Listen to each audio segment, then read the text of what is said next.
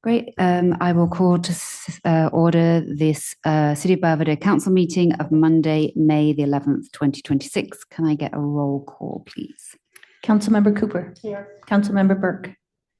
Here. Mayor Wilkinson. Present. Councilmember Carapiet. Here. For the record, Councilmember Mark will be joining us momentarily. He's right there. Perfect timing. Okay, with that, we're going to be moving to item 2, which is a closed session. Perfect timing. We'll go upstairs now.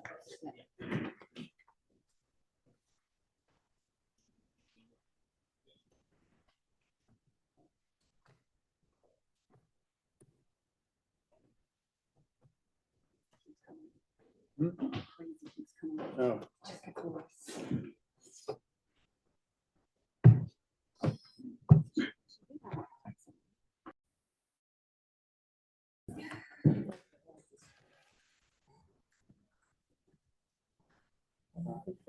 Are we live? Okay, great. Do I need another roll call?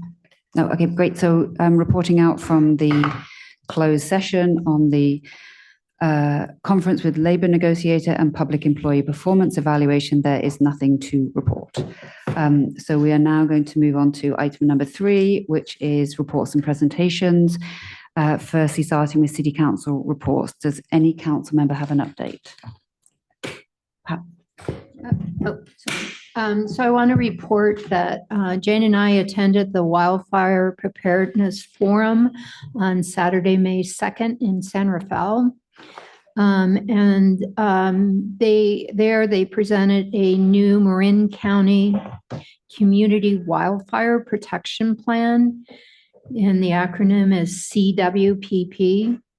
And this evaluation outlines the 7 areas that need an action plan, and they actually had one for the town of Tiburon, which included Belvedere. And I've reached out to the Tiburon Fire Department to ask how this is, how they're going to interact with Belvedere on this report. And I think in the future, it would be good to have them come and give us an explanation and an update on their action plan. We also had a get ready. I guess I should ask Jane, did you want to add anything to that? No. We also had a Get Ready 94920 meeting, or I'm sorry. Get Ready 94920 has a class on May 20th at the library from 1 to 3, if anyone's interested in attending. And we had a Be Ready Belvedere meeting where we were still focusing on our event prior to the Belvedere Film Festival on October 6th, and we'll be having more details to follow in the coming months. Thank you, Jane. More emergency preparedness. I attended the April Belvedere Tiburon Emergency Preparation Council. Yes, I think that's it. And learned that Chief Wu, our actor in resident, and Lori Nilsson are creating mini videos focused on emergency preparedness. The first video will show how to put a go bag together. And as the videos are finished, we'll link them to our Be Ready Belvedere website section. And I think they're supposed to be just around 30 seconds long.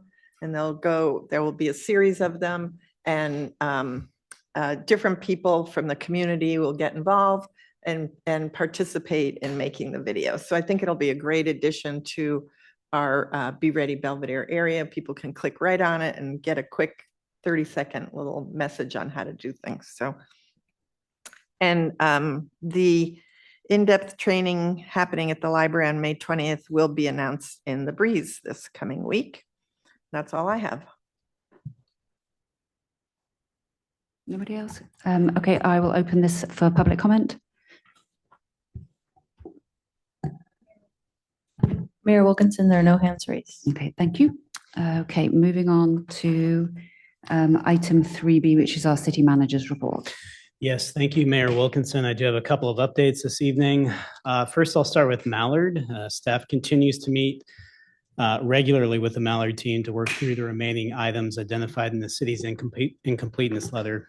In parallel with those discussions, the city attorney has been reviewing the subdivision improvement agreement, affordable housing agreement, and regulatory agreements. Based on their current schedule, the applicant is working towards and still hopes to bring the final map forward to council for council consideration at the June hearing, I should say. On the relocation component for the project, Rebecca's team is working with our consultants to prepare the relocation benefits analysis and an action plan that shows practically how the relocations will occur. Our objective is to have that work substantially complete in the next 30 days. So that the city can ensure the process is transparent for the tenants, and of course that it's meeting the state's tenant protection laws. In parallel, staff has also begun the onboarding for Eric Seabrook, who will serve as the city's project coordinator. One of the immediate priorities that's been discussed was improving organization and public accessibility of project materials, particularly through the website, including other supporting documents. That effort is currently underway. Rebecca is also coordinating a meet and greet community event with Mr. Seabrook. We're trying to work that in towards the end of May, and we'll put some meeting details in this week's breeze once we have those dates ironed out. Switching gears to the seawall, last month, City Council approved the seawall strengthening project along Beach Road. They chose to award the construction contract to the lowest bidder, Gordon N. Ball, who's a general engineering contractor. The contractor has completed execution of the contract documents, including the submission of the required insurance and bonding, and the project is now moving into the pre-construction coordination phase. As part of that effort, the city contractor, the engineering team, have been reviewing opportunities to refine portions of the design now that the actual construction unit pricing is known. And fortunately, it's looking like there may be some minor opportunities for small tweaks to the design to save money. So that's positive news. On utilities coordination for that same project, staff recently met with PG&E on site, Comcast, Sanitary District Number 5, Marin Water, Gordon Ball, the contractor, and the city's consultants to coordinate infrastructure work associated with the project. And I am happy to report that PG&E has scheduled its undergrounding utility modification, which was an important part of the project. They've asked for encroachment permits for the week of June 15th. Also, Marin Water has already begun preparatory work for the project as well. So overall, the coordination with the different phases of construction appears to be on track. Again, in terms of the permits, you may recall that all regulatory permits for the projects have been approved with the exception of the Army Corps of Engineers. Their process is taking longer than expected. Tony and the city's permitting consultant are watching this closely, and they're doing what they can to expedite that approval. Staff is also gearing up for public outreach. A focused neighborhood meeting for the directly impacted Beach Road residents is scheduled for May 19th. And a broader community workshop is tentatively planned for early June to provide project information and answer questions from the public. In addition, staff is working on expanding the project webpage to improve public access and project materials on an ongoing basis. And then finally, we will be diving into some more details on these points with the Seawall Subcommittee. Tony reached out to the members today and scheduled another update meeting, which we're hoping to put in place in the next couple of weeks. That's all I have for now. I'm happy to take questions. Any questions? Thanks, Robert, for that. Quick one related to Mallard. You mentioned the relocation consultant that you've engaged. Do you have a sense, or does Rebecca have a sense of how many tenants this might apply to? Not very many from what I have heard. Yeah. So one is confirmed deceased. I think the other one is also, I don't have that paperwork yet. And then there are two active people who have moved out of Mallard, but I just talked to both their sons today, and they are interested in pursuing the relocation benefits. And so they're in contact with the consultant. So does that have a similar timeline that if they're no longer living there, but the fact that they were there at a certain point, they are, I think I was looking for that word, eligible for those benefits. Yes, yes, and I'm not an expert on housing relocation, but yes, they are eligible, I believe, to some of the benefits. Okay, thank you. Any other questions? I guess I have one, just to be clear, if for them to bring a full final map to us in June, when would everything be need to be filed with the city? So updated subdivision, all the components of the checklist and all that. How much in advance would we expect that to happen before? Unless Rebecca or Robert have anything else to add, I expect we would have included the regular agenda packet publication timeline. But if that's something that council wants to address with staff, I'm sure we'd be open to input. Okay. I do recall from Mallard Point for some previous projects, we tried to get the packet out early, perhaps a week in advance to give the public full opportunity to review the I was materials. wondering about the public having Yeah. availability to see all the components that are still outstanding, because when you look at it, it appears like there's a lot. And so I would assume that to get it on from today, that everything would have to be into you for your making sure everything's done within 2 or 3 weeks from now. I don't know. That's what I'm asking. Yeah, I think there might be a little bit of confusion out there because we're trying not to conflate the final map with the demo plans and the infrastructure plans, right? There's certainly a lot of documents that are still outstanding per that third incompleteness review letter for the building permits. The final map has very specific requirements that we're pretty close to getting those documents. Okay. In that case, if they are a finite checklist, so to speak, from what you're saying, is that list, regardless of whether it's all in there or not, is that something that we can see earlier? Is that something that's already published? Is there a list somewhere that goes into the final map that would be helpful for us to even know what that is? Yeah, so those would be the conditions of approval and the Conditions. tentative map resolution. Okay. However, there is a little conflation with the demo and the Yes. infrastructure building permit. Correct. So you just have to kind of read through it, and we can Okay. connect this week and go through it if you want. Okay, thanks. Mhm. Any other questions? No. Robert, I was just curious, and I know this is coming to a committee, but when you talked about potential savings on the Beach Road project, can you give us a ballpark of what you're talking about? Yeah, I wish I could. It's really, Tony and I, there's a couple design elements that, particularly related to those gangways, if you recall, in front of the waterfront properties. We may have some flexibility in how we design the seawall around those gangways to avoid some of that demolition work, or not demolition, I should say, removal and replacement work of those gangways. So that's really what's concerning, and the contract that we were considering putting forward with Hadley. I can't put a dollar amount on it yet, but that's something that Tony and I are working on. Okay, thank you. Okay, let's open this for public comment. Anybody in the room? Nope. Anybody online, Beth? I see none. Okay, great. So we will close 3B and move on to item 3C, which is a presentation from Jean Della Zolper, CEO and Managing Director of Mill Valley Refuse Service. Jean, welcome back.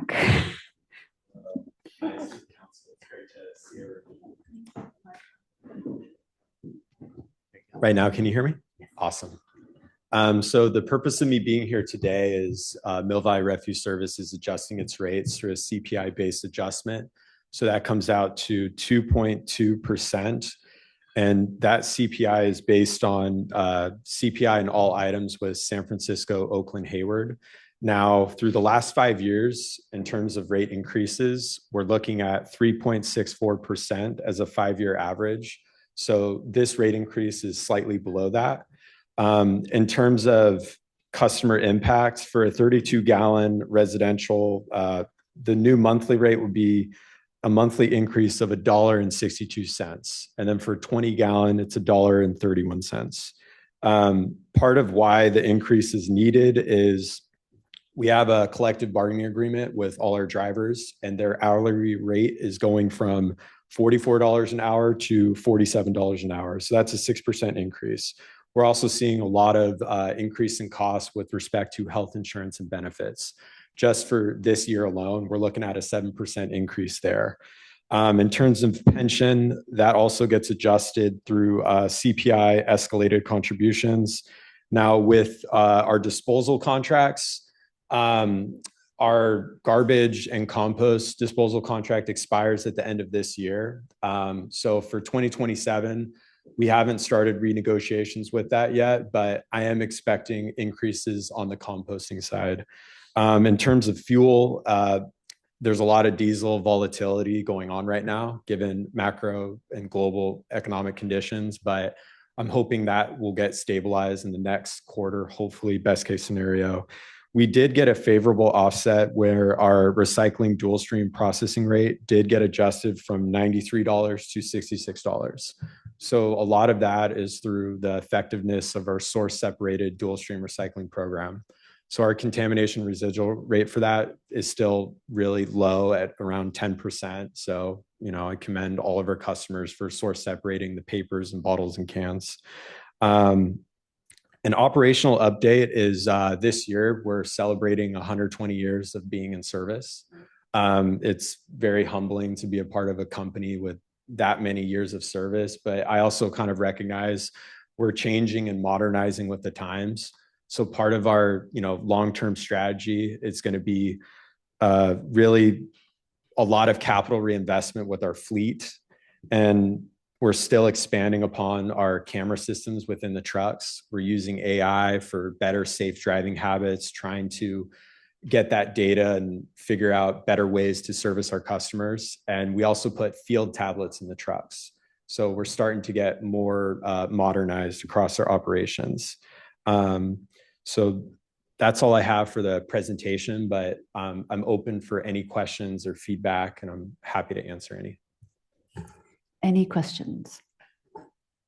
Thanks, Gene. Just real quick, you mentioned the CPI increases. Is that a new change in approach? And if so, is that going to stay consistent going forward? That's a great question. So part of our contracts with the City of Belvedere, when we go through a base rate change, that's a maximum adjustment to the rates.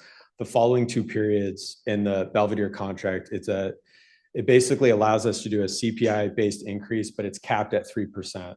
Now, part of our strategy is we have to be very cognitive of how rate increases work. And, you know, during CPI-based years, it forces us to be more cost-effective when it comes to analyzing operations, trying to gauge efficiencies.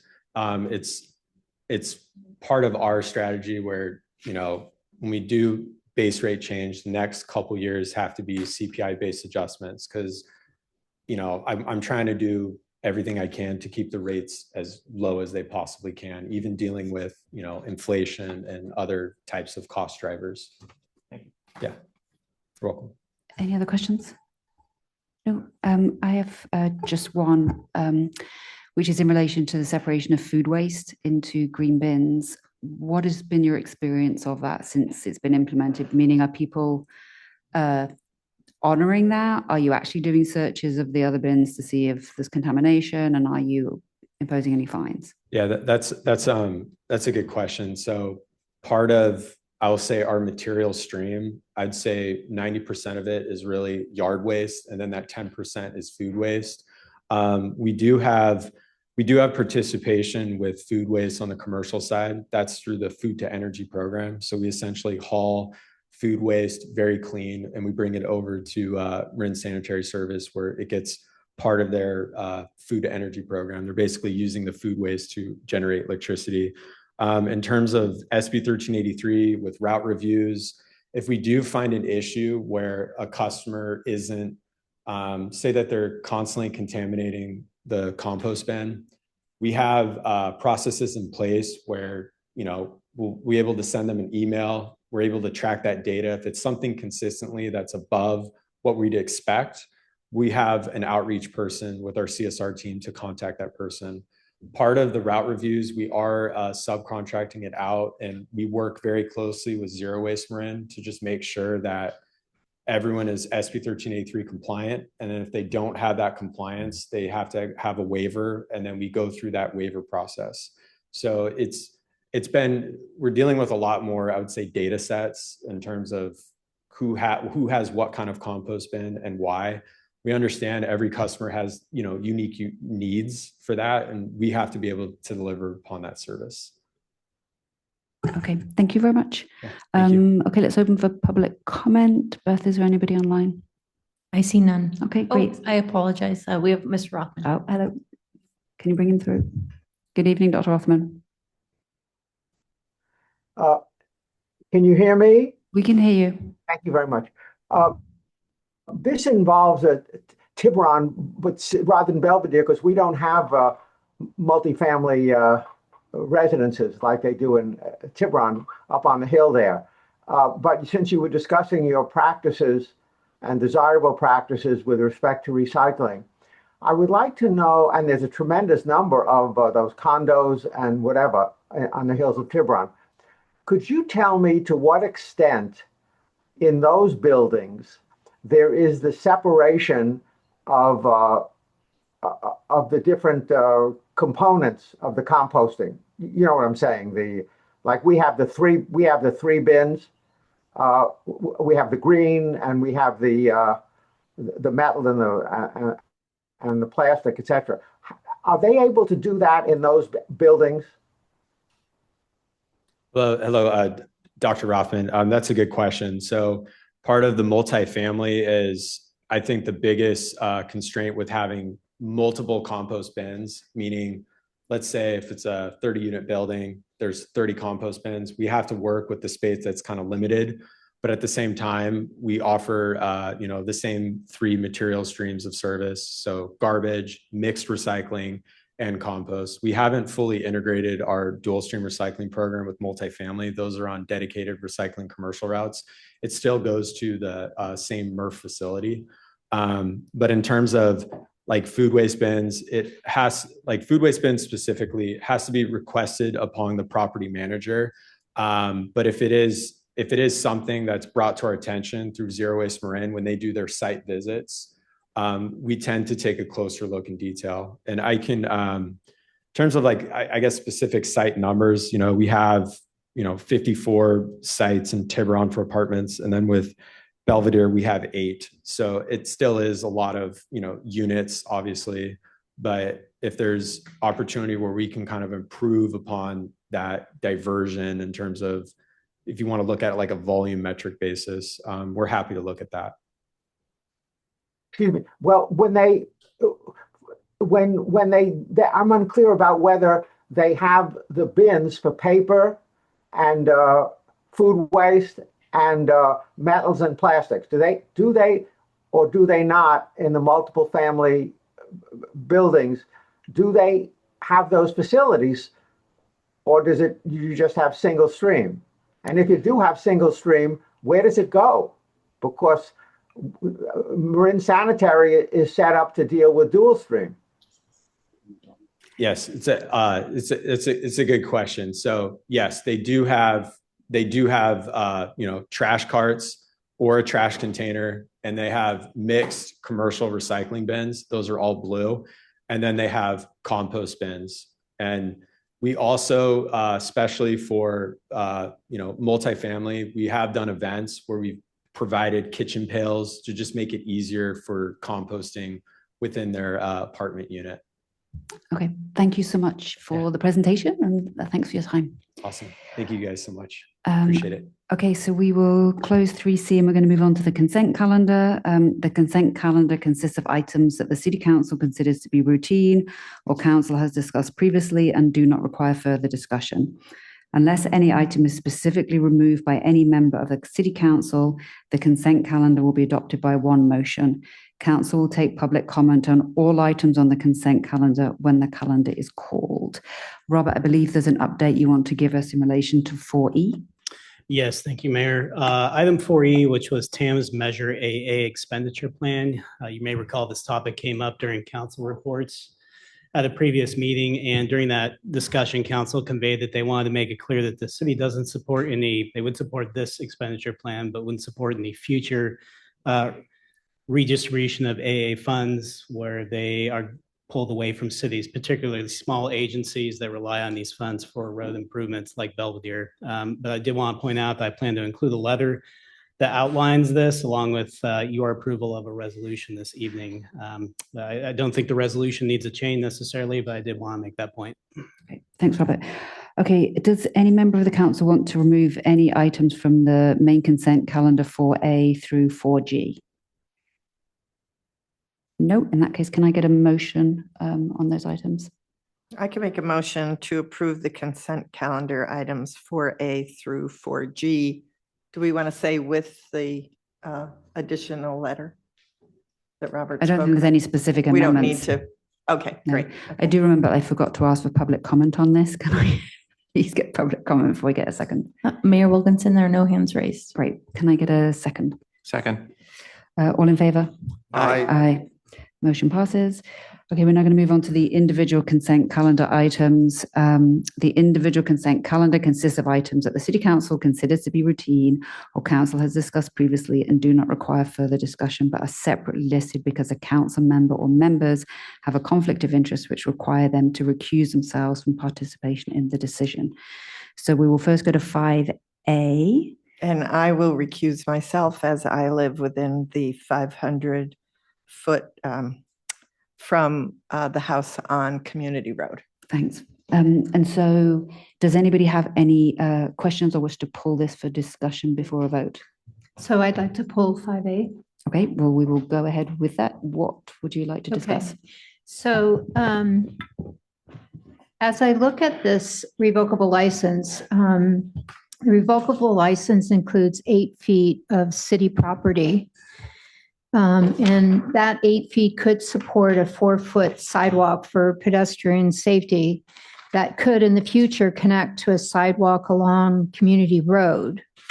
The reason why I'm doing this is I'm thinking that we need to perhaps have a global look at this area of the city, since Community Road is facing a doubling of housing, with doubling of housing in the Mallard Point section. And that will increase the traffic at least 4 times more than what's there currently.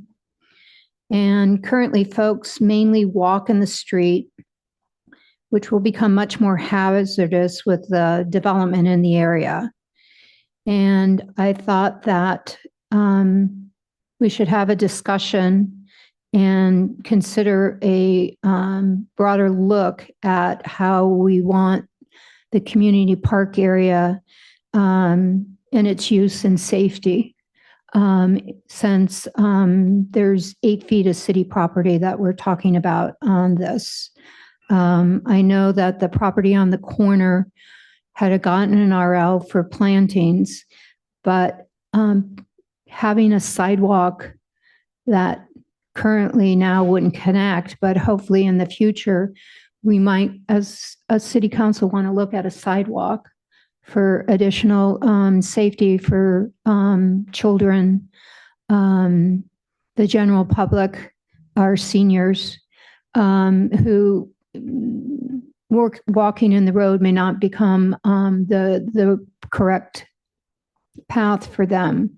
So I wanted to bring this up as a point of discussion and see if we wanted to have that discussion and to consider granting a revocable license for 4 feet and then keeping the 4 foot for the sidewalk.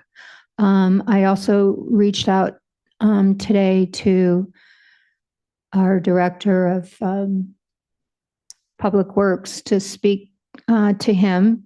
And of course, it was last minute in the discussion. Nothing was determined, but it was acknowledged that, you know, that area of the city is going to be changing.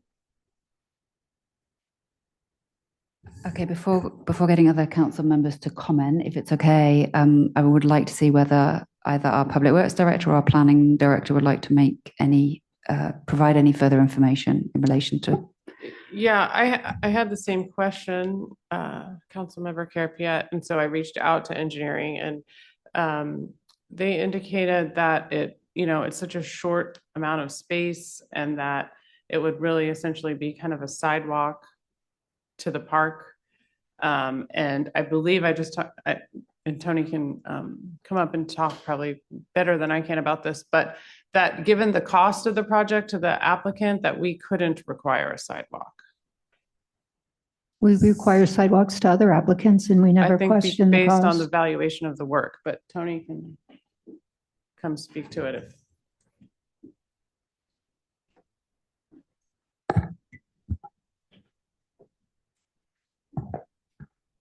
I don't have the exact valuation of the project, but speaking to Chris, so Chris Barry, associate engineer,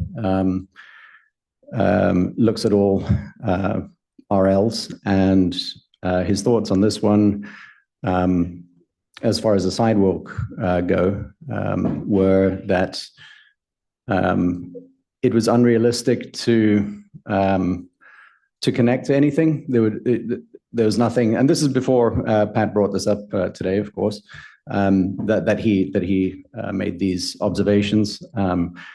But the reason that a sidewalk wasn't required for the project was because the valuation of the project was quite low. He said it was less than $20,000, and maybe planning or building maybe have an exact number. So it wouldn't be reasonable to request a construction of a sidewalk at the same time. But it seems to me we're talking about two different things here. We're talking, I think you're discussing the RL and the space that's being requested for the RL versus a requirement to build something. But maybe Councilmember Carapiet could clarify if you're talking about pulling the RL back 4 feet for a future sidewalk or requiring a sidewalk at this time. So, well, I guess I would be willing to go either way, keeping the 4 feet for the potential for a future sidewalk.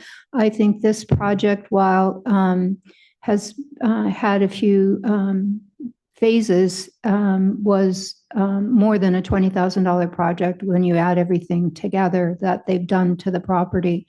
But if we are not able to ask for them to do the sidewalk, I would feel keeping 4 feet from the curb over, which would give them 4 feet for plantings, would allow us for future to look at a sidewalk, because I think once Mallard Point comes in, this might become a critical issue.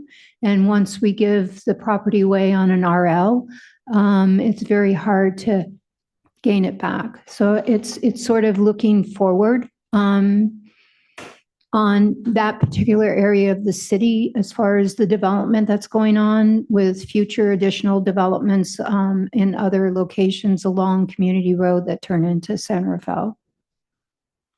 So that was my thought, that 8 feet is quite a bit. I mean, we might have something like that up on the island because of a slope that goes down that no one has any use for the property.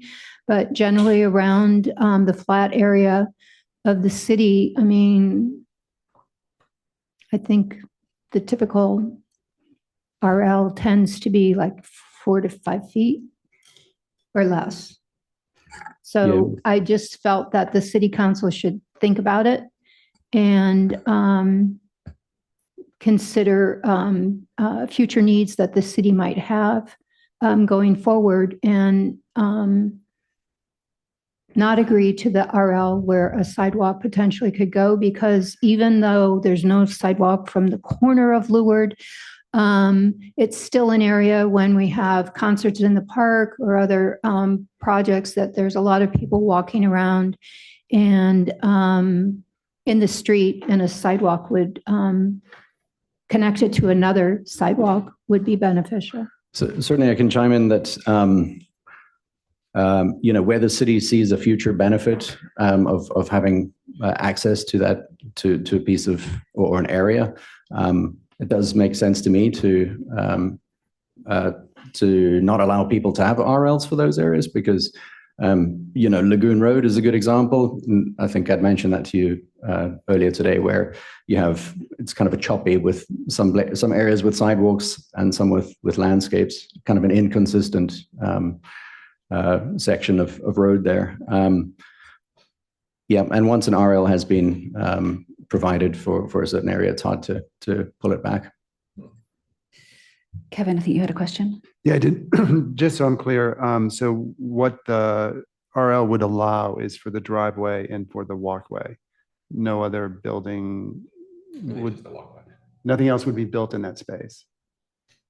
So the 8 feet, they're not proposing putting anything in the RL 8 feet except the driveway and the walkway. Correct.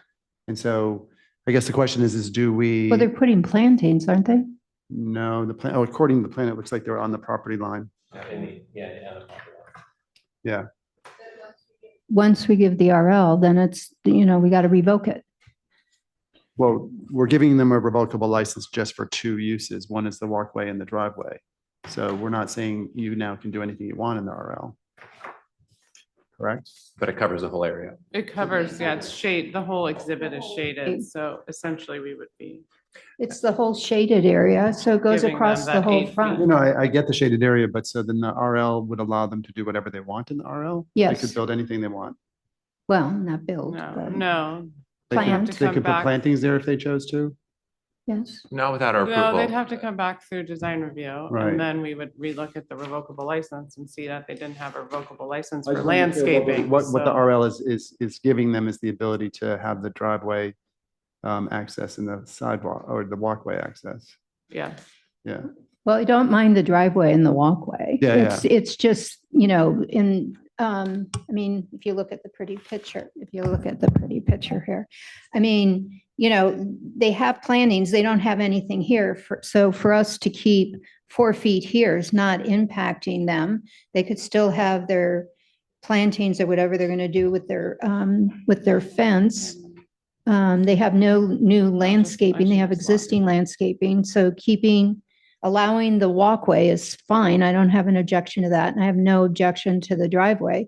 But I'm talking about 4 feet along the front of the street, just to keep it in the control of the city. Then don't we need to give them the RL 8 feet out for the driveway and 8 feet out for the walkway because they'll be going over it? Yeah, it would be Yes, Yeah, so it would be, it's really a carve out for that one area. Either so you exclude that from the RL or you just put in the RL, nothing else can be placed in the RL except the sidewalk And and the driveway. we're still questions, right? So just to clarify, an RL is more than just giving them access to that property. It's transferring liability and maintenance obligations to the homeowner. So the reason you do the whole stretch of the property is to be maintained both from an appearance perspective and a liability perspective away from the city, Right. which we're not actively using. is the applicant online or is a the representative? architect is, yeah.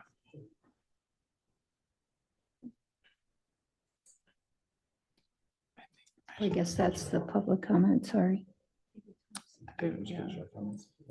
I'm going to see whether I think we're going to see whether we can get the architect first so that we can. ask them questions. I'm actually for the next agenda item.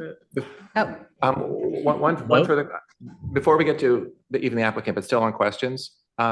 Rebecca, I understand once you issue a revocable license that it may be difficult to improve that property without revoking the license and hearing it. But couldn't you, given the fact that this area and other areas may have a need for public sidewalks in the future, couldn't we put a condition that this revocable license is subject to Public Works adding a sidewalk should they deem it necessary? I mean, couldn't that be a simple inclusion in the revocable license, which would in a sense, solve this problem without necessarily adding it? Because I can't imagine we're going to get a thorough, if it became an imperative, city imperative to put in a sidewalk here, I can't imagine we're going to get the timing or the resident buy-in to do it themselves in association with renovations or significant renovations. So if we're going to do it, we're going to do it ourselves as a public works project. So I would think that we should add it as a line in the RL agreement where we have the right to do so, obviously working with their design professionals in and around their improvements to our city standard. Things. I imagine that's possible. It's a question still, so I imagine that's possible. Is it legally possible? Well, right now, this revocable license, like all the revocable licenses that I've seen in my years here, say the license is fully revocable at the pleasure or discretion of the city council. So we can revoke these licenses for any reason. Yeah, we've never done it, and it's But always. certainly, if we want to specify that one of the reasons could be for, to your point, Councilmember Carapiat, for the construction of the public sidewalk, we can illustrate that. We can say specifically, one such instance may be if the city wishes to install a public sidewalk. But we would have to go through revocable. Could we just not do it so that if the Could we sidewalk add a goes in? condition? Can we add a condition? I think, it's Peter's. I think what Peter's getting at is, can we just add another number to the revocable license with some language that said, should the city want to put in a sidewalk? We would have the right to do so. We have a right. Without altering the rest of the license. Yeah. Not have to revoke it, but rather it just goes away. Bye-bye. Yeah, I guess they both solve the problem. Yes. Right. I suppose it's up to you whether you want to sort of revoke, sort of that be a specific instance in which the license will be revoked, or you want to have some sort of middle ground as a possibility. I guess I'm not quite clear where you want to land. I'd rather just see if we decide to put in a sidewalk, it's revoked. I mean, I don't think that the city should have to go through any more process than what we're going through right now.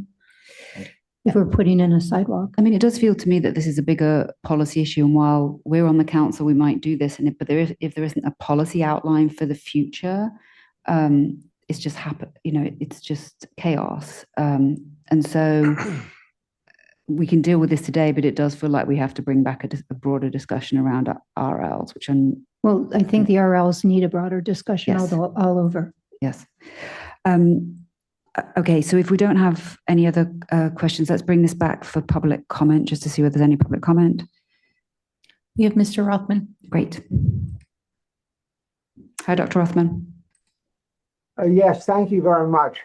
I would caution you about putting a particular stipulation in this revocable license about, and if we want to put a sidewalk, then we can put one, because that might suggest that in any other issue, any other site of a revocable license where you don't have that written down specifically, that it really isn't so revocable.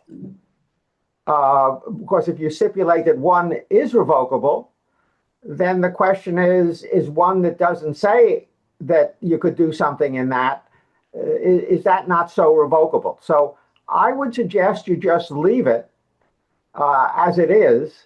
And I, frankly, with all the places that need sidewalks, Belvedere Avenue, etc., I would hope that in future we would have more sidewalks so that people with pushing baby carriages or elderly, whatever it is, don't find themselves having to jump out of the way of speeding pickup trucks.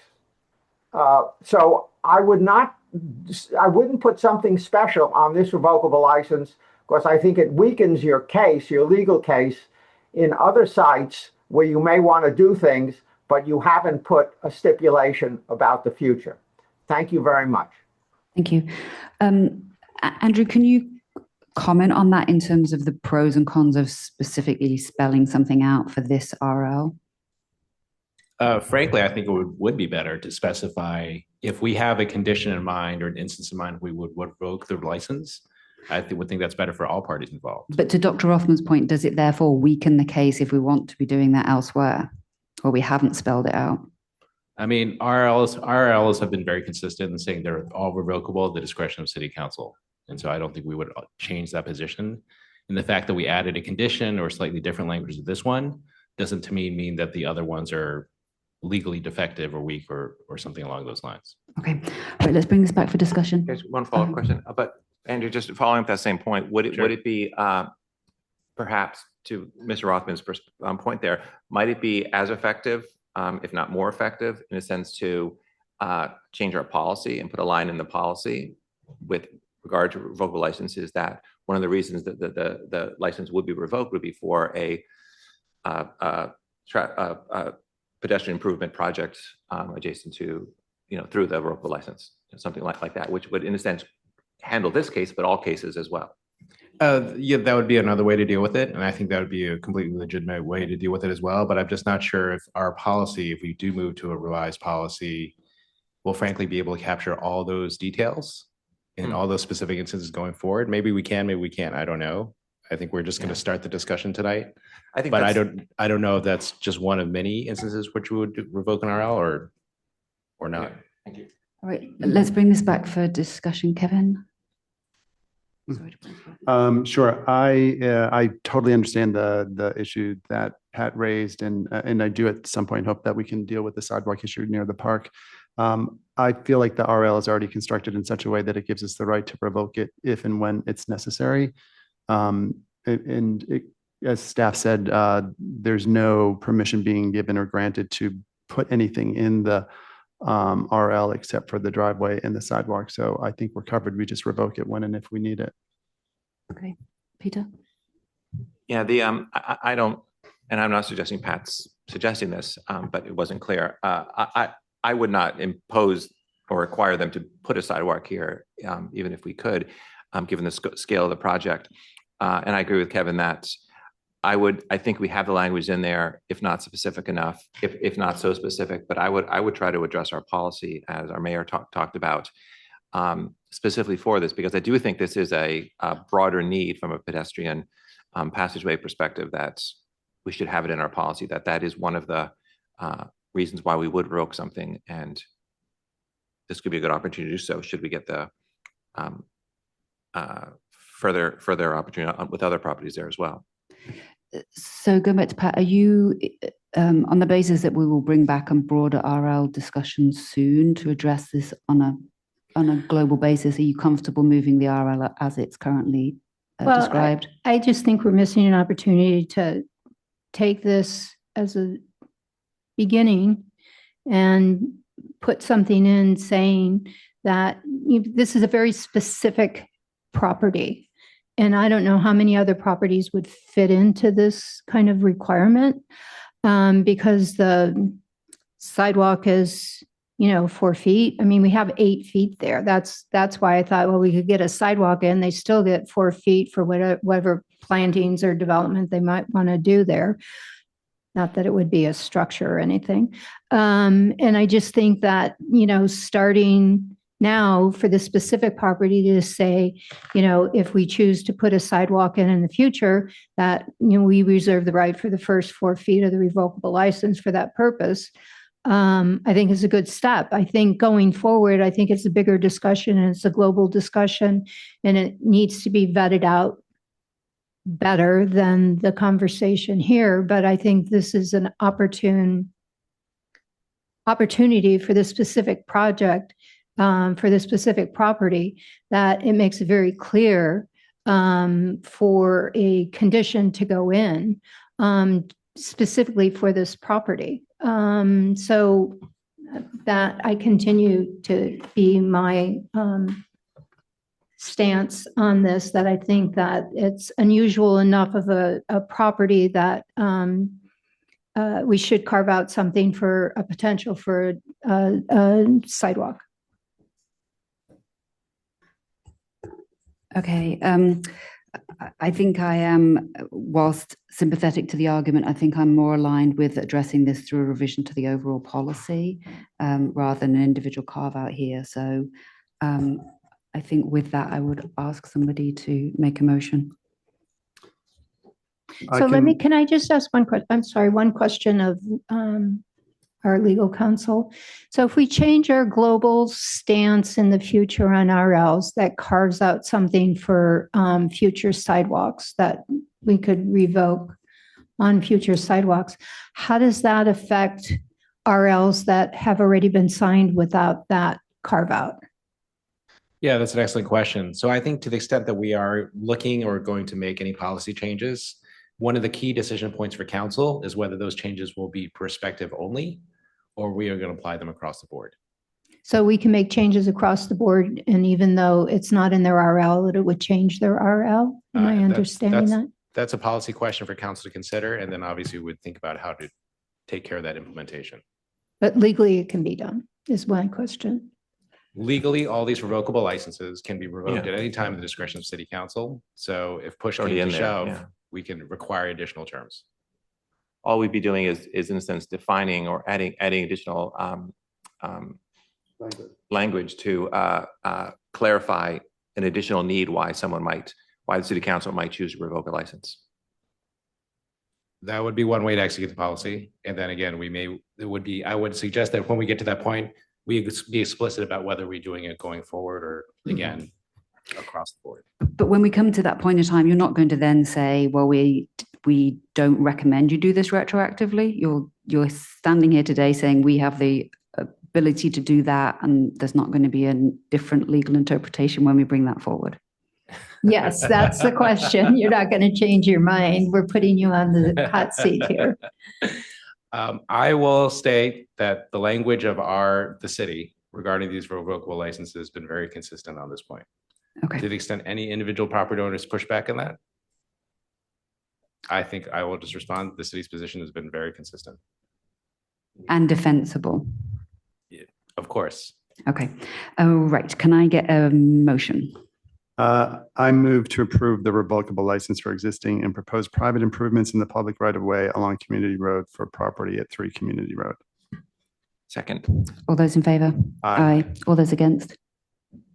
I'm sorry, I went backwards. I'm going to pass the RL. I'm not saying aye to the no. Okay, so we're all in yes, favor? all in Oh, favor. Okay, Sorry. thank you. Okay, we are now moving on to item 5B, which is a motion to approve revocable license for existing private improvements in the public right-of-way along Belvedere Way and Belvedere Way Lane for the property at 3 Belvedere Way. I am going to be recused from this item because I live within 500 feet of the property, and Kevin will be leading this item. I am also recused from this for the same reason. Thank you. Thank you, Sally. So there is no staff report on this, given it's a consent item on the agenda. I'm going to though turn it over to my colleagues. Does anyone want to pull this item? I'd like to pull item 5B. Thank you. And I will turn it back again to my colleagues and ask what questions or comments you might have. Yes, so my question is that the RL that's before us includes a section along the lane.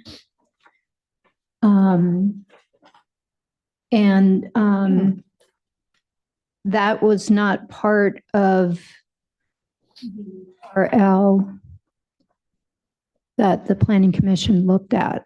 So why are we being asked for an RL along the lane now? That portion of the RL came as a result of the Planning Commission discussion. There was some discussion about, I don't know what it's called, so I'm going to call it the West Shore Lane portion of the city right of way, and then we'll call Belvedere Way the other RL exhibit that they're asking for.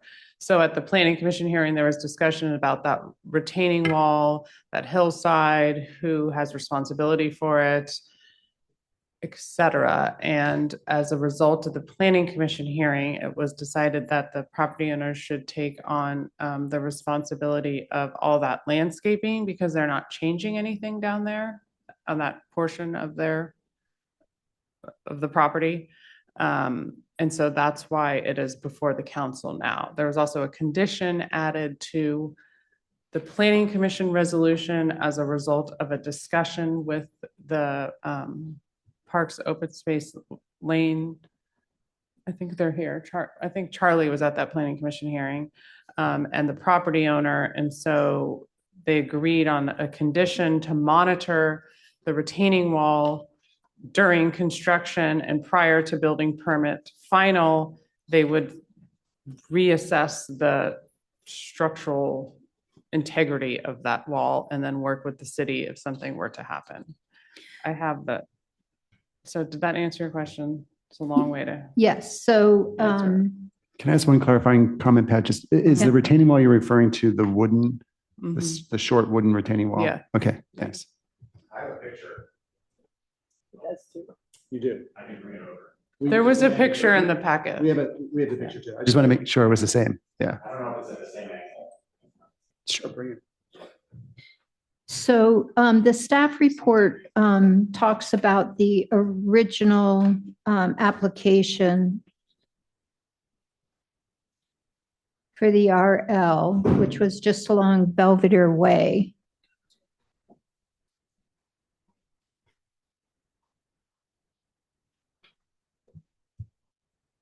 And so we have two exhibits, one and two, I don't know, they're two exhibit A's on two separate sheets of paper.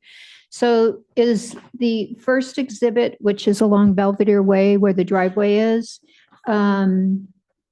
in front of the property, is that the exhibit that the planning commission looked at? Yes. Okay, and then the second exhibit is something the applicant brought in as a result of staff's recommendation. They should maintain the plantings along the lane. Yes. And then on the second exhibit, it's a little hard to see, but are they taking all of the land up to that concrete tallish 18-inch, 2-foot concrete curb? I don't know what to call it. Then there's a pipe and then another little rolled curb. So they're just taking from the dirt back? They're taking the landscaping only. No concrete, no wall, no curb. It's landscaping only. So because I went to, well, maybe this might be for the applicant, but I went to visit the site and it appears where the wood retention wall was actually put in because dirt was built up there. And that wood retention wall is holding back the dirt that someone, not the current applicant, but someone in the past added dirt and changed the actual natural slope of the land. I would say that so there's a drainage ditch right beneath it. So I don't know if the slope was changed above the wall, but certainly it's very possible that it was added to capture debris and stop it from going into the drain. It doesn't appear to have been built as it's not holding the slope up or anything. So if that wood wall went away, nothing would happen except debris into the drain? Yes, yeah. There would be debris falling into the drain, but the slope itself is it would probably not be affected. There would continue to be debris from time to time, but yeah, it doesn't appear to be a structural retaining wall. Yeah. No, it's not structural.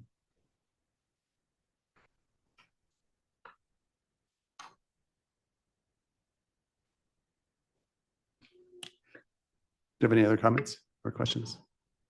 No, not that I can think of. Jane? Thank you.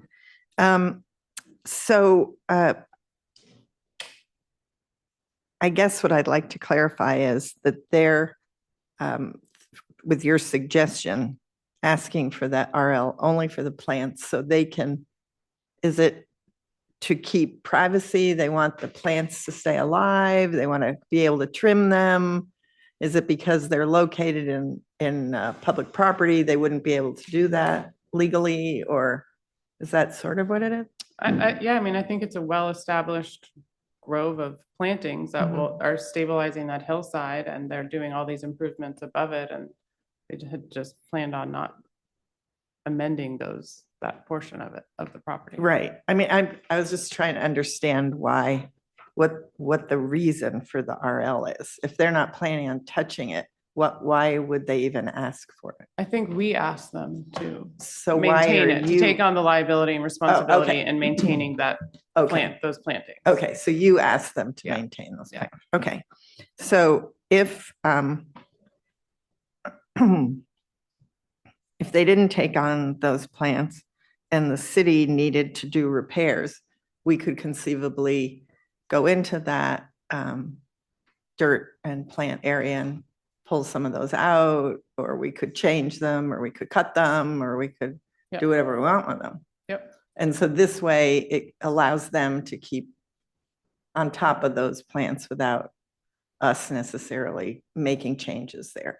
I just recall from the meeting that the owner was very concerned that the plants would be there for privacy, so that the public walkway, people wouldn't just be looking in at them and their pool, et cetera. So I see it as a benefit to them to be able to keep the plants alive and, thick in that area. Yeah.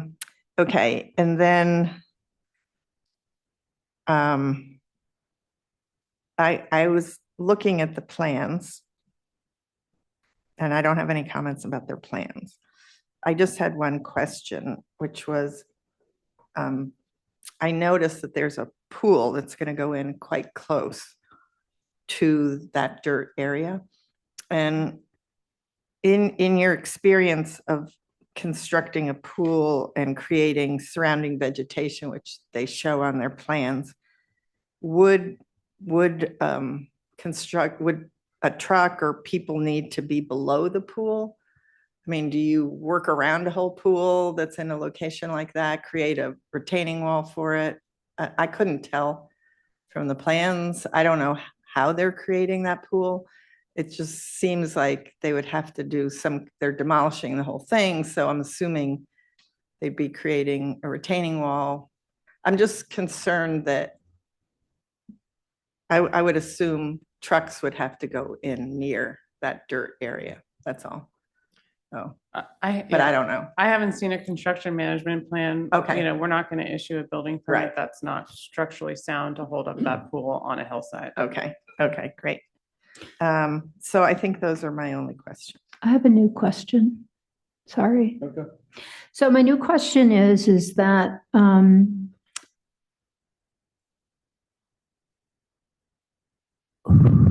who will be responsible for that retention wall if it fails and it needs to have some kind of replacement in its current location or a future location?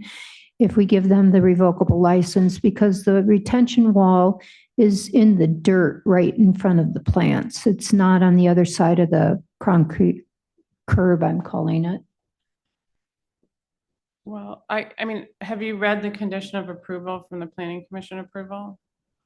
So it says if the retaining wall is altered or compromised during construction, the applicant shall work with the city on an agreement to remedy the movement of the retaining wall prior to building permit final.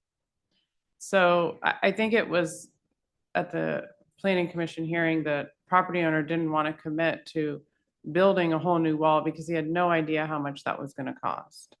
And so the agreement was like, well, yeah, we'll monitor it and see what happens, and then we'll revisit it. This is all prior to their building permit final. However, the architect is online. I don't want to speak for them. The retaining wall is not in the revocable license that they're asking for. So it would be our responsibility. So I'm not talking about, I'm talking post-construction. Let's get past the construction, but let's say they finish their construction now, and in 2 years, for some reason, that wall fails and the dirt's moving, and that has to have some kind of a retention, something. Yeah, I can speak in general about how it would be addressed. If the cause of the failure was something that the property owner had done, then I think the city would approach them and talk about replacing the wall and having some kind of agreement on how that would be done. If the wall was, if it failed because the wood had rotted and there was nothing in particular that the owner did that had any effect, then it would be the city's responsibility alone. So Rebecca, I understand that the public benefit is that they're maintaining the vegetation there.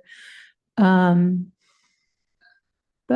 which is basically for their privacy. What is the other public benefit that we're going to be getting? Well, I mean, at least from the city standpoint, they're taking on the liability and responsibility of maintaining all of that landscaping. So which is holding the hill.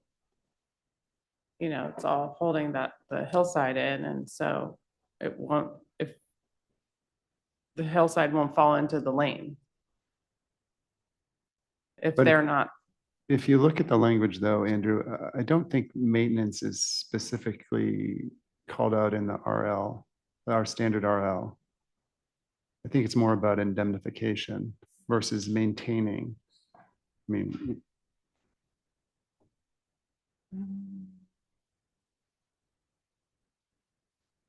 Are you talking about the language of the RL, Kevin? well, yeah, I mean, because I think the question is that, and I just want to clarify, so that short retaining wall, that's in the RL. No, It's on the owner's property. no, it's in the right of way. They are not asking for an RL for that retaining wall. They're asking for a What's behind revocable it. license for what's behind it. Yeah. Okay, so my legal question is the same. Is there any language that actually requires, so in the case of this, there's landscaping that's currently on city land. And I don't think there's anything in the RL specifically that says they need to maintain it. Yeah, I think that's a fair point, Vice Mayor. So I think one thing, if you want to make that explicit, is in section 3 or paragraph 3, we normally address, you know, if they are erecting or installing a building, fence, wall, or other structure, they have a duty to maintain that in good condition of repair. I think to your point, excellent point, maybe we should include installation of landscaping to ensure that they also need to maintain landscaping as well in that area. What's the current landscaping? Right. The existing landscaping. Yeah.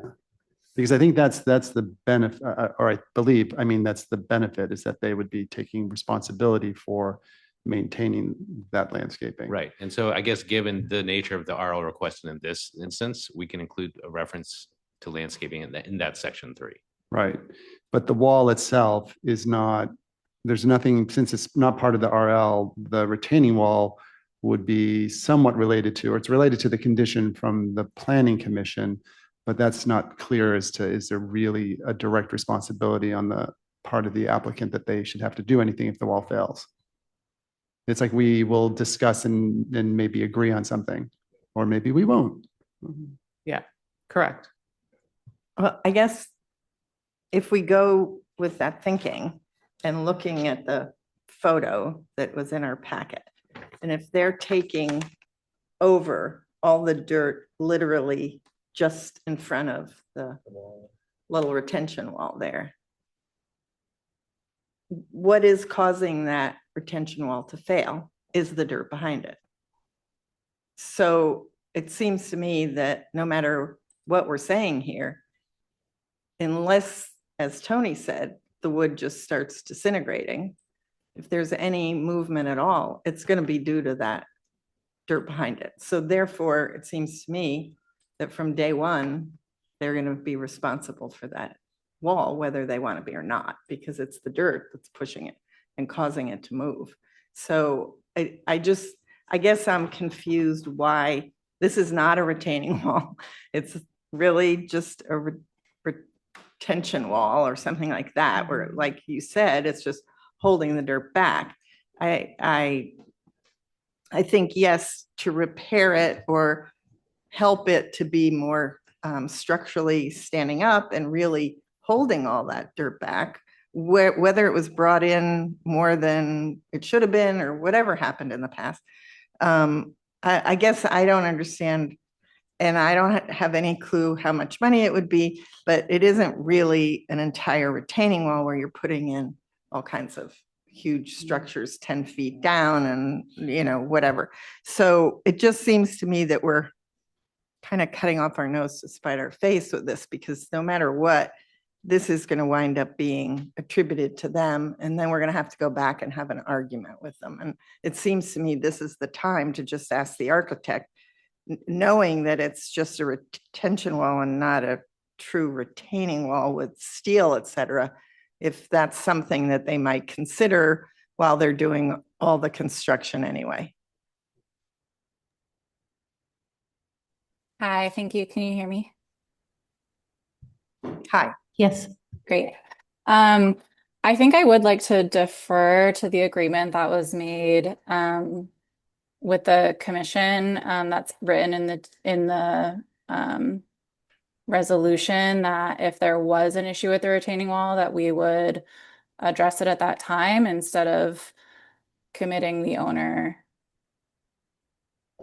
right now to it. I think since the owner was present at that time and that was the agreement, I would like to hold to that.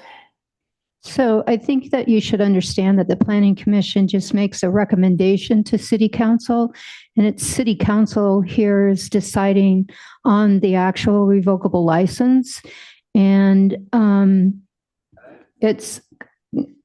not sure, but it may come to the point that if you want the revocable license, it may include the retention. So if it's something that you need to consult with your clients on, perhaps we need to continue this. So you could consult with your clients. So let me jump in here. So I think we have two options in front of us. Thank you, Pat. Is we either consider this as it's currently drafted, that the retaining wall is excluded from the RL, or we send it back and we say that the RL either is inclusive of the wall, it's all or nothing. Right now it feels, I think, a bit piecemeal is what I'm hearing from everyone on the council. So I mean, we can open up for public comment in a second, but I think right now, unless you can tell us differently, there doesn't seem to be a reason to be considering this as just a portion of the RL versus like, why wouldn't we just include the whole thing? So if you want the RL, you can have it, but it includes the wall. So why don't we open up to public comment?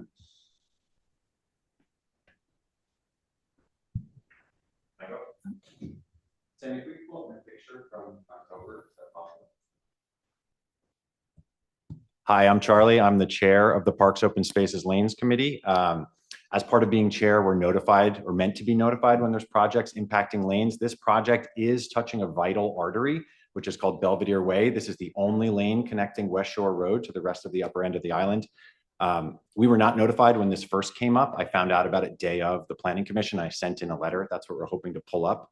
I took a few photos. And then after the meeting, I was basically told that we would be contacted about the next steps.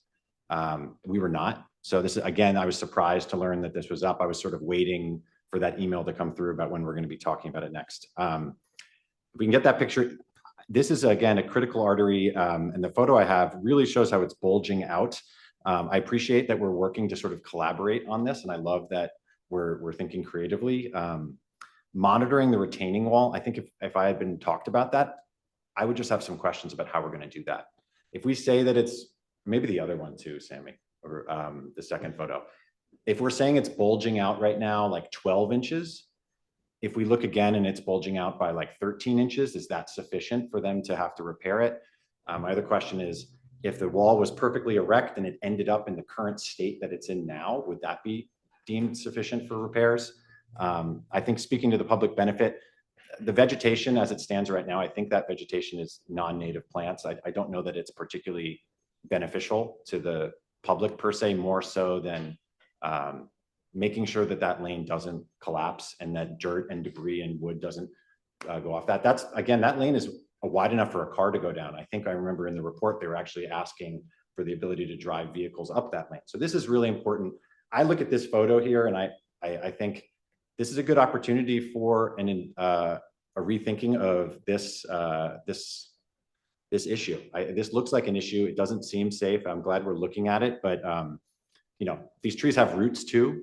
These roots are going to be pushing against this, and I would love to work with whomever in the city wants to about the thoughts of the Parks, Open Spaces, and Lanes Committee. But this was the first I heard of it, so I wanted to just chime in and give an update from my perspective for why I think it's really important to make sure that we look into this. And also, I'm just not sure how we're going to measure impact on that. Like how far bulging is it right now? Is it 13? Is it 14 inches? And how do we make sure that that monitoring really happens? And I'm concerned about that. Thank you, Charlie. Marika.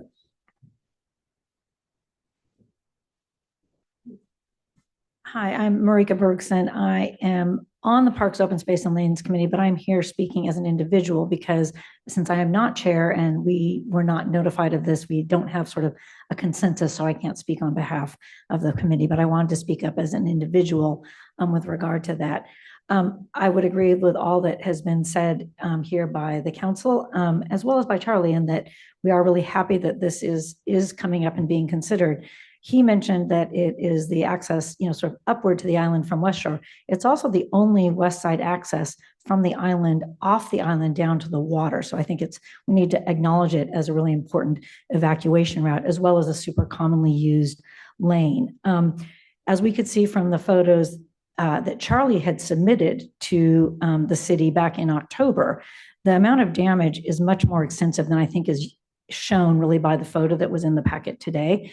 And that is whether it's caused by soil being, pushed down, or I think if you look at all of the photos, it actually is a lot by not only roots, but actually also even just the trunks. I mean, one of the photos showed that there's some sort of, conifer that's sort of leaning against it. So my concern is that if you grant an RL saying that we approve the existing landscaping, when what you have is landscaping and a slope situation that has clearly already adversely impacted the city's wall there, then you're basically saying we're good with what we have.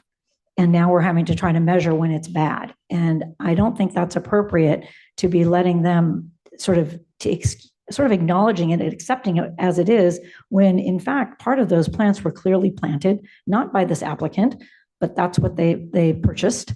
And if they're looking for a revocable license because they want the benefit of maintaining their privacy, then I believe that the public deserves the benefit of having it repaired, that area repaired, because that public benefit is what we will get in exchange for giving them a public benefit of preserving privacy. The public benefit to the rest of the public is to ensure that the wall that is holding that stays, and not just that it's not damaged during construction, but that it stays for the long term.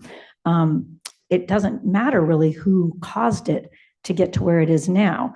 The question is a privilege is being requested, and we should be looking at the public benefit as well as to the public use.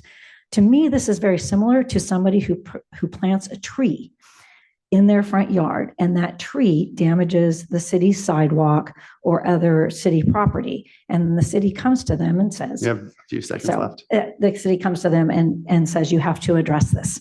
And so I think that is the way we should be looking at this, not as an RL accepting the way it is now. Thank you. Great. Thanks, Marika. 1 second. Other public comment? There are no hands raised. Thank you. So I'll bring it back to council.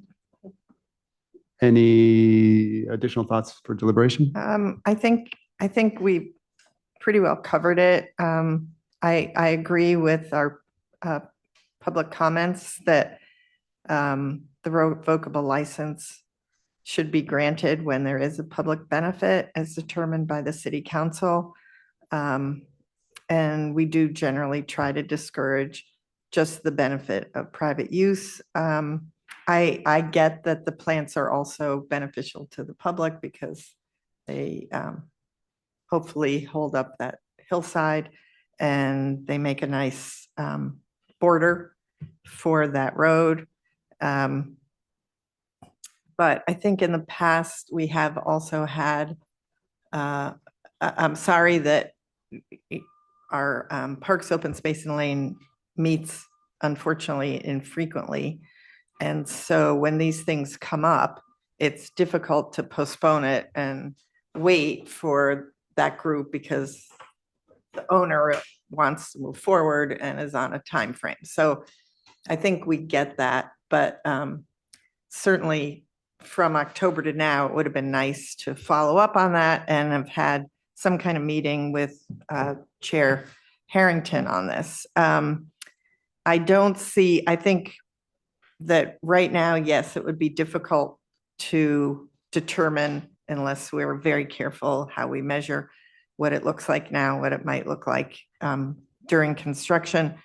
I think we've tried in the past whenever there's a lane next to the property, and I would say that we've been very fortunate with our community, and they always seem to want to help the city and help make the lane better. I don't think we've had too many people stand up and who are next to a lane and say, I'm doing full construction, but I'm not going to, even though you're asking, I'm not going to help out that lane at all. I think we've been, like I said, fortunate that most of our community is very generous that way.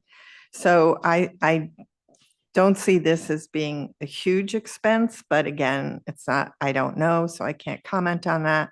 It is next to a lane. It's especially important to the entire community. And I think I would agree with our vice mayor that without a commitment to repair that wall that's obviously failing, that I could not support the RL. Pat? So I also feel that I agree with Councilmember Cooper. It's very hard to separate out an RL, granting an RL, when there's a component there that actually I know it's not a structural wall, but retains the dirt and the plants from failure. And I think it goes, the retention wall, whatever we want to call it, goes with the plantings. It's just part of the area that it's in. I mean, if the retention wall was in front of the concrete curb, I'm calling it, I wouldn't have questioned it, but it's actually behind the curb, right in front of the plants. And obviously it's a component of that whole area and all the plantings. And so I would not be able to approve the RL without the so-called retention wall being repaired or replaced, whatever is necessary by the applicant. Thank you. I agree and don't need to add anything further. Do I hear a motion? So should we ask for a continuance or just deny it or modify it? Yeah, how do you want to handle it? You want to ask? I think a continuance would be the most favorable, but we can ask the applicant if. We should ask the applicant if they're interested in that. Otherwise, we'll deny it. Yes, we'd definitely like a continuance. Does that just essentially extend to the next meeting? Could you elaborate on what that means? I think you'd have to say the process. It depends on, if you, on the conversations around, based on what happened this evening, and if you can revise the plans and we can get everything in time for the next agenda packet. Got it. That sounds good. Yeah, and as soon as that timing is met, it will come back to the council. And I think that if all the conditions are met, I'm surely this could go on a consent calendar once we see everything is proper. Thank you. And does it extend for both exhibits along Belvedere Way and Belvedere Way Lane, or do those get separated out? Well, the resolution is, or the revocable license is written as one document currently. So you could come back with just one portion of it if there isn't agreement on the portion we discussed tonight. Got it. Thank you for clarifying. Sure. No, sorry, Charlie. Public comment is closed. I'm available to meet whomever as needed on this as part of the process. Duly noted. Thank you. All right. I think we are done with that item. Let's move on. We can call our other commissioners back, our other council members back into the room. I know. Feels like that, doesn't it?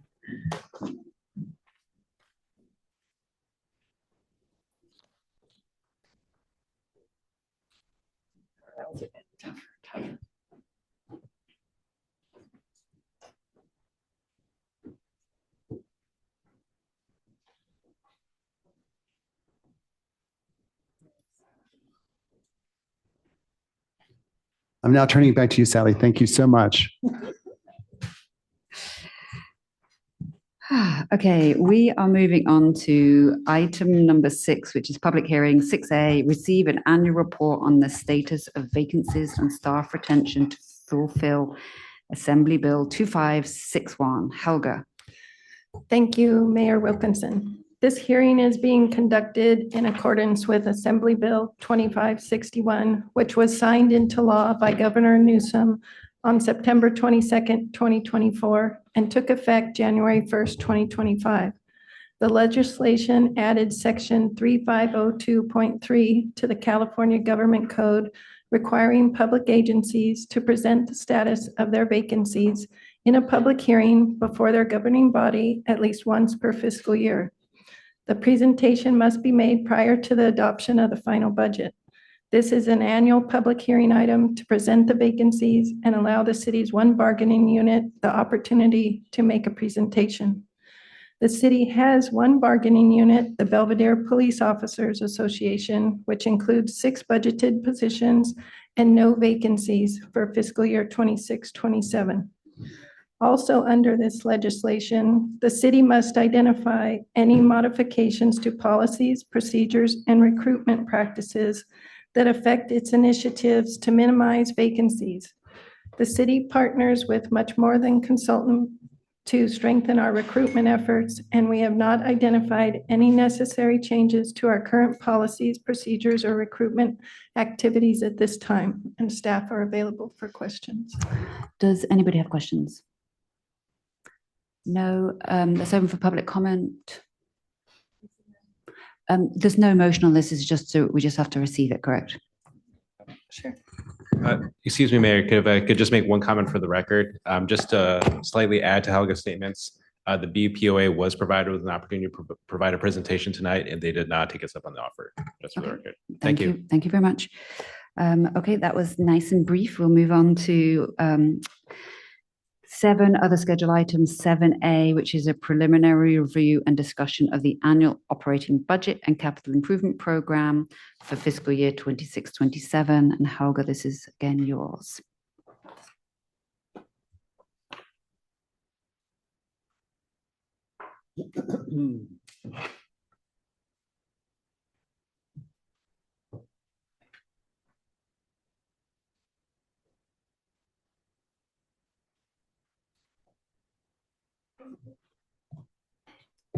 Thank you again, Mayor Wilkinson and council members. Before you today is the preliminary operating and capital budget for fiscal year 26-27.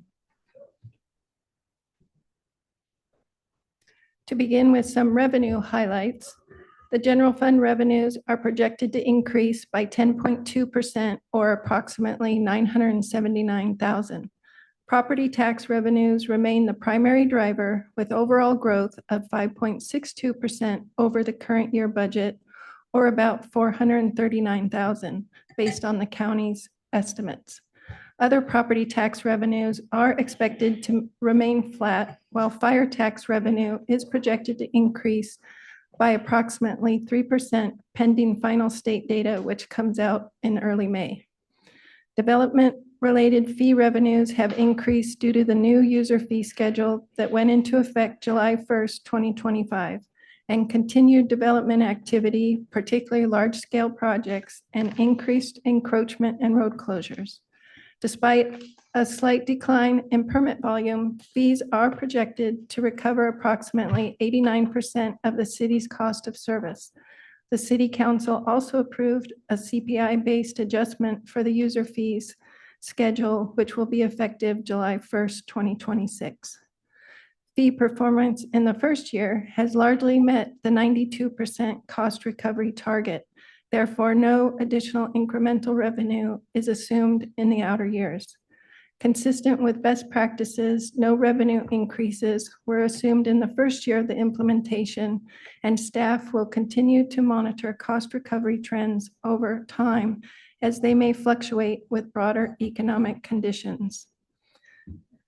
One-time increase in building permit, plan review, and road impact fee revenue is anticipated in fiscal year 27-28 from the Mallard Point project based on the current timeline.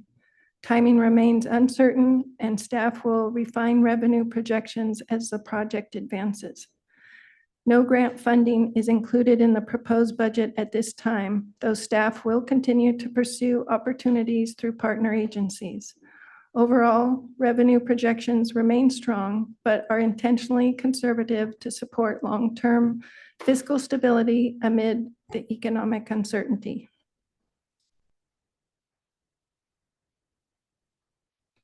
And now on the expenditure side, from the general fund for fiscal year 25-26 was the last year of a 3-year contracts with the city's represented and non-represented groups.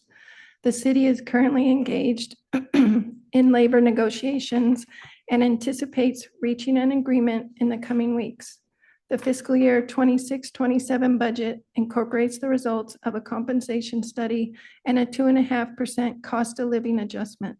A 3% salary increase has been assumed across the outer years. The fiscal year 26-27 budget includes $235,000 for a temporary police officer position over a 3-year period to support operations during the police department evaluation. The budget includes $150,000 for implementing the housing element goals, programs, and policies, along with funding for general legal costs and ongoing litigation. It also allocates $50,000 for the city's 2030 climate action plan implementation. Expenditures related to the Mallard Point project include $150,000 for a special project manager, $10,000 for a relocation specialist, and $45,000 for city engineer services. These costs will be reimbursed in accordance with the agreement with the developer. Tiburon Fire is estimating a 7.5% increase in our contract costs again this coming fiscal year due to increase in district expenditures related to Station 10 costs. From the capital fund, the budget includes $70,000 to replace an aging public works utility truck, $7,000 for a police handheld radar unit, and $13,500 for replacement of several staff computers, a server, and backup power systems. From the capital improvement fund, the budget includes the Beach Road stabilization project scheduled from June through October 2026. With a total cost of $4.97 million.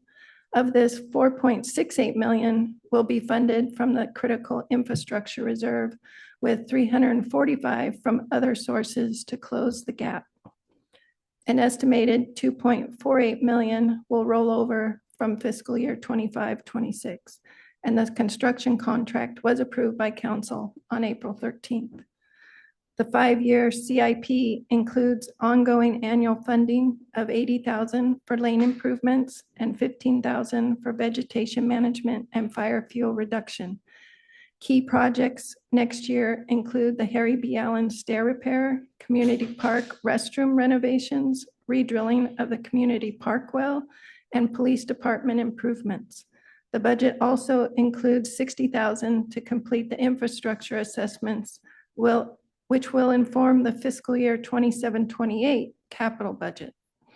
Several projects are expected to be partially funded through partner agencies and private donations. A large part of the city's expenditures are staffing costs. Personnel costs are projected to increase in fiscal year 26-27 over estimated actuals, primarily due to staffing additions and compensation adjustments.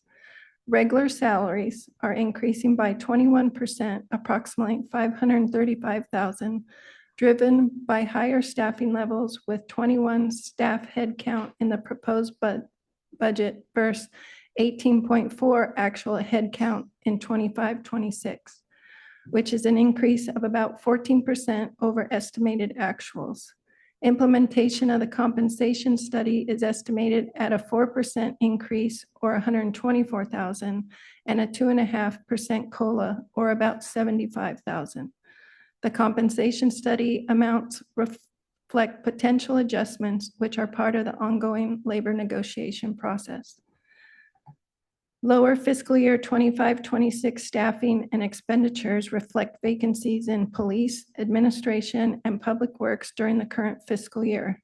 These positions have all been filled, with the latest position being filled at the end of April for the administrative technician. Health insurance costs are projected to rise by 22%, reflecting a 9% increase in premiums, as well as the addition of family rate coverage for the new police position. The city's unfunded accrued liability contribution is increasing by 45%, approximately 104,000 over the fiscal year 26 actuals, consistent with fluctuations driven by CalPERS investment, performance, actuary assumptions, and retiree experience. Other personnel costs are also increasing primarily due to the addition of the 1.5 positions in the police department, impacting costs such as holiday pay, shift differential, and education incentive pay. This next slide highlights the city's required pension-related payments to CalPERS, including contributions toward the unfunded accrued liability and payments associated with the pension obligation leaseback debt. The fiscal year 26-27 UAL payment is based on the most recent CalPERS actuarial valuation as of June 30th, 2024, which reflected an investment return of 9.3%.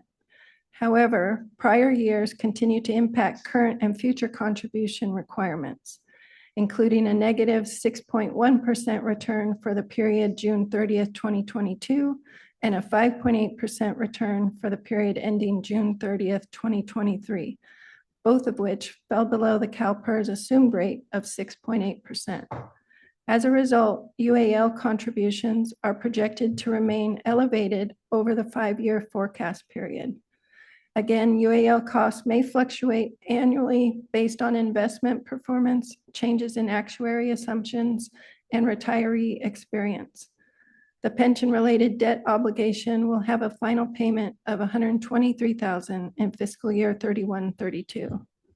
We're also planning a review of the city's pension funding strategy for this coming December, including whether some Section 115 assets should be transferred to CalPERS.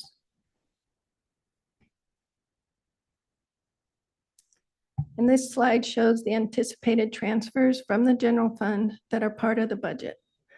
Fire is 1.42 million, the pension 115 trust fund, the 300,000, pension related debt 237,000. The budget includes 100,000 transfer to the insurance and legal reserve fund to cover ongoing uninsured legal expenses, with a reduction in transfer amount reflecting an anticipated decrease in legal costs and bringing the fund to its minimum required balance. The capital improvement fund, 184,000, and a 705 transfer to the critical infrastructure reserve was budgeted in 25-26 to support the Beach Road Stabilization Project. The fund will also be renamed the Long-Term Capital Planning Fund and receive a 1.1 million transfer to support future capital needs identified through the upcoming infrastructure assessments. And finally, the equipment replacement fund transfer of 89,500. And this brings us to a summary of the proposed budget. The proposed budget anticipates total operating revenues of 11.86 million and total operating expenditures of 11.16 million, resulting in an operating surplus of just over 700,000. Capital revenues are estimated at 545,000, while capital expenditures are projected to be 3.31 million, leading to a capital fund deficit of 2.77 million, primarily due to the 2.23 million in expenditures for the Beach Road stabilization project next year. In summary, revenues are projected at 12.41 million and expenditures at 14.48 million, resulting in a 2.07 million deficit. This is primarily due to one-time costs for the Beach Road stabilization project, largely funded by the Critical Infrastructure Reserve. Following this one-time expense, the budget is expected to return to more typical operating levels. And this slide shows projected fund balance as of June 30th, 2027. The general fund begins fiscal year 26-27 at 7.21 million above the reserve target, and after planned transfers for fire, capital, pensions, and reserve is projected to end the year at 5.63 million. The critical infrastructure reserve reflects a 2.49 million transfer out and a 705 transfer in, resulting in a remaining balance of 1.1 million. As mentioned previously, the fund will be renamed the Long-Term Capital Planning Fund to support future capital needs through the infrastructure assessments. The budget as submitted anticipates returning to a more normal state, allowing the city to replenish the newly renamed Long-Term Capital Planning Fund to over 1.85 million by the end of the forecast period. And this brings us to the general fund reserve. The reserve policy is to maintain a reserve equal to 50% of the projected general fund expense plus fire transfer plus pension debt service. This budget incorporates the policy with the reserve goal at 50% of fiscal year 27-28 projected general fund expense plus fire transfer plus debt service, which is 5.21 million. The projected general fund balance at the end of next fiscal year is 5.63 million. The projected general fund balance is over the policy goal by 417,000 or 54%. And this slide shows the history of the general fund's actual ending balance. The fiscal year 25-26 estimated general fund balance of 7.21 million, and it shows the 5-year projections. The green line reflects the council's reserve policy goal.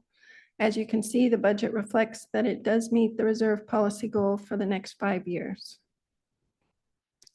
And in conclusion, a few highlights of this budget are that the general fund reserve policy is met over the 5-year forecast period. We continue with annual contributions to our 115 trust fund.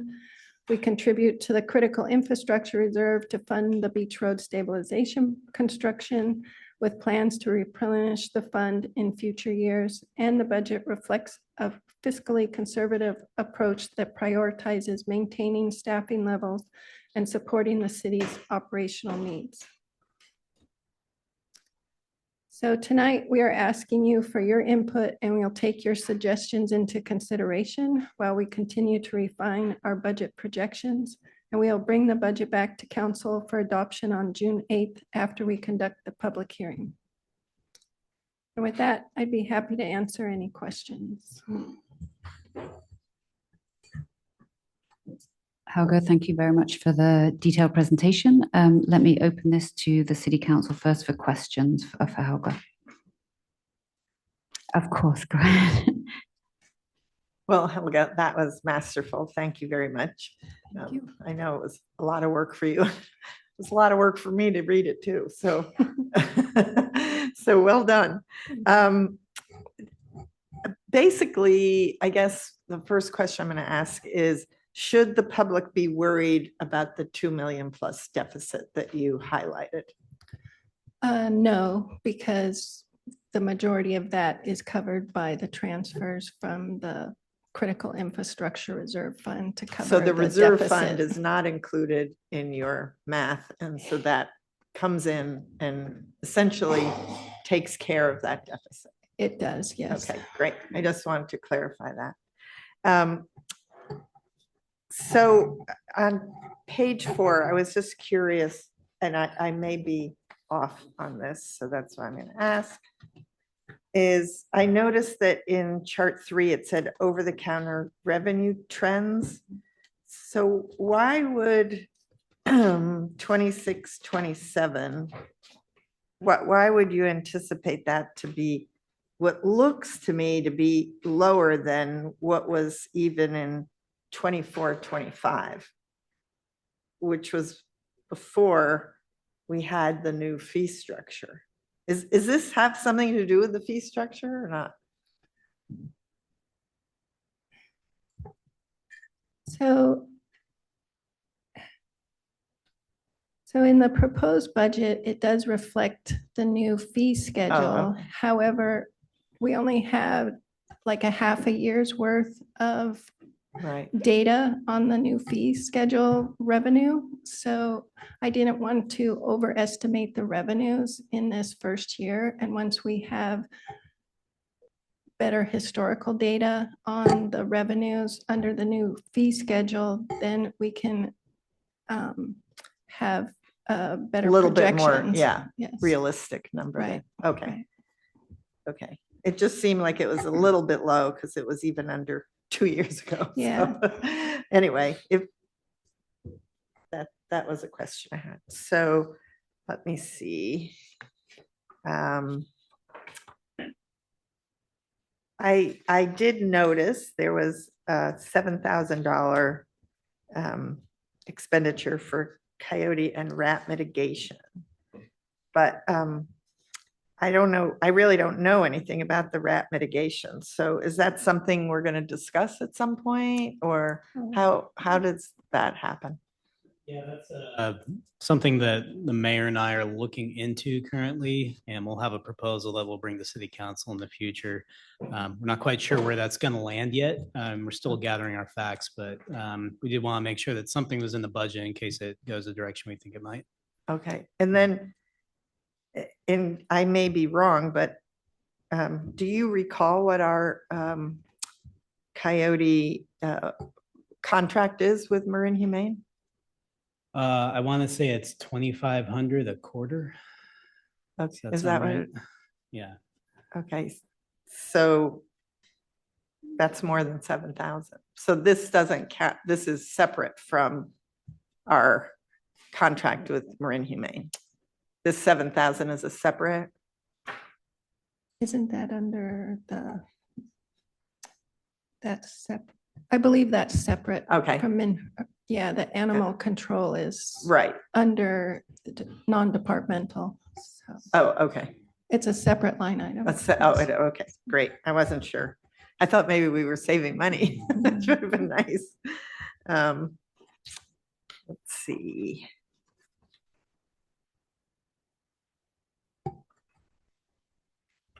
I know you brought up pensions and the change in those figures. And I was looking in the list of unfunded expenditures on page 13. And would pension issues be considered an unfunded expenditure, or are they again a separate? That's separate because, we have our required contribution that CalPERS says that we have to pay each year. And then the unfunded accrued liability is something that is determined on an annual basis from CalPERS through their valuation. And that's in our section 115 fund is there to offset that. Okay, thank you. Okay, that's all I have. Kevin. Sure. Thank you, Helga. It's a great presentation, very thorough as always. Just 3 questions for you. On page 5, it's somewhat related to Jane's question. Is the revenue that you're projecting for licenses and permits for this coming fiscal 785,000? And my question was, so the 265 for Mallard's included in that 765, right? No. It isn't, so that's because separate. It's separate because the Mallard is in fiscal year 27, 28. Oh, so it's the year forward. Okay. Yeah. Thank you. That actually helps quite a bit. So my question was the same as Jane's, is just it seemed low compared to especially last year. But again, it's just mainly because of a conservative approach. Yes. So if we were to trend in the same level, How much higher would that be, do you think? I don't really know at this time, but you Yeah. know, once. we have- 25%? I mean, it could be 25 to 30% more than, Yes. yeah, I- okay. Or we could come close to maybe what we did last year. We would Theoretically. probably, theoretically. That's just good to know. Helga, can I just jump in there? Because isn't it also the case that we've seen just a lot of unusually large projects? And so we're normalizing for that as well in terms of your forecasting? Yes, that's true. Okay. So- Thank you. True. Well, if you walk around town, you're still seeing a lot of unusually But it's large definitely- projects. So the point I'm is not it's- sure it's abating yet. Yeah, it's a conservative number for sure. It is, yes. Okay, great. I just didn't want to overestimate. Yeah, no, I and- appreciate that. I think Sorry. that's actually kept us in good standing, that type of approach. On page 8 and 9, just in terms of capital expenditures or operating expenditures, I'm sorry. What are your thoughts in terms of contingency planning, especially as it relates to Beach Road? Like what's baked in here? I- 11%? Oh, yes, in the, Mhm. Yeah, it's 11%. I'm getting the nod from Tony. And you're feeling good about that? Yeah. I'll take that answer. I'll take that and run. Okay, last question. It'll read better in the minutes than the audio. On page 13, last question is just the unfunded expenditures. Any sense of what this could be from a ballpark standpoint? Like what our potential exposure is here? That's for Tony, I think. yeah, I wouldn't guess. I think Robert or Tony could answer that. I'll take it from anyone. Just a ballpark. $100 million. In total, unfunded. You'll have to give me a minute to just Okay, take a we look at can come each back of to, these. why don't you think for a Yeah. moment and we can go on to other council members. Great. Thank you. Peter, any questions? Just a quick clarification. You were talking about the reserve for the 26, 27 fiscal year, and you talked about the 5.6 over the 5.2 calculation with a $400,000 some odd. The 5.6, it was, a slide a few ago. That's the year ending projections, right? I think you had it as July of 26. Oh. I think I'm just I don't know whether I read that wrong but it should be the year ending. It should be the year Okay, ending. perfect. Yes. Just two things I mentioned in the finance committee meeting. I do think, I know Kevin brought this up, I do think we should strive going forward, and it may even need to be done somewhat retroactively, layer on a separate P&L for Mallard, because I think there's tentacles in a lot of different places. You've got costs for the consultant, you've got costs for legal work, you've got costs for cost recovery, not cost recovery, for a number of things that we assume we're going to be paid for, and we're actually have already collected fees with no real benefit to go into some of the fees that we've already identified. So they are in there from an actual perspective going backwards, and they will be in this year, assuming that there are some projects for this year. So I would hope and think that at some point we build a standalone fee structure, a standalone expense structure, including potentially staff costs and so forth, so that it all feeds into the overall budget, but you can look at it in its isolation. I know we talked about it before. Second thing is, I do also think that 25, 26 permit fees were augmented by the permit renewals, as we talked about. Yes. Which aren't really accounted for going forward either. So I think that might need to be layered out or broken out as a separate line item in the future, because it doesn't take more than 3 or 4 or 5 permit renewals to be a decent number. Yes. In relation to $700,000 total line item. Right. I am planning to work with planning and building on the Mallard to have a better schedule for that. And then I have worked with the building official for those building extension fees. I do have a list for those, and I'm planning to break those out. It's about 28,000 that we've collected in this current fiscal year so far to date. And so I am going to break those out so that they will have a separate line item going forward. Wonderful. Thank you. Pat? Nice thing about being fourth in line is all my questions were answered. Thank you. Thank you, Helga. I appreciate a lot of my questions were answered in advance by multiple emails from Helga, and which I greatly appreciate. And thank you for all your work. You're welcome. I do not have questions. I attended the Finance Committee meeting and asked my questions then. So let's open this for public comment. Is there anybody in the audience who would like to make a public comment? Okay, let's go to online. There are no hands raised. Great. Okay, so let's bring this back for discussion or a motion. Or actually, we don't need a motion. No, this is just informational.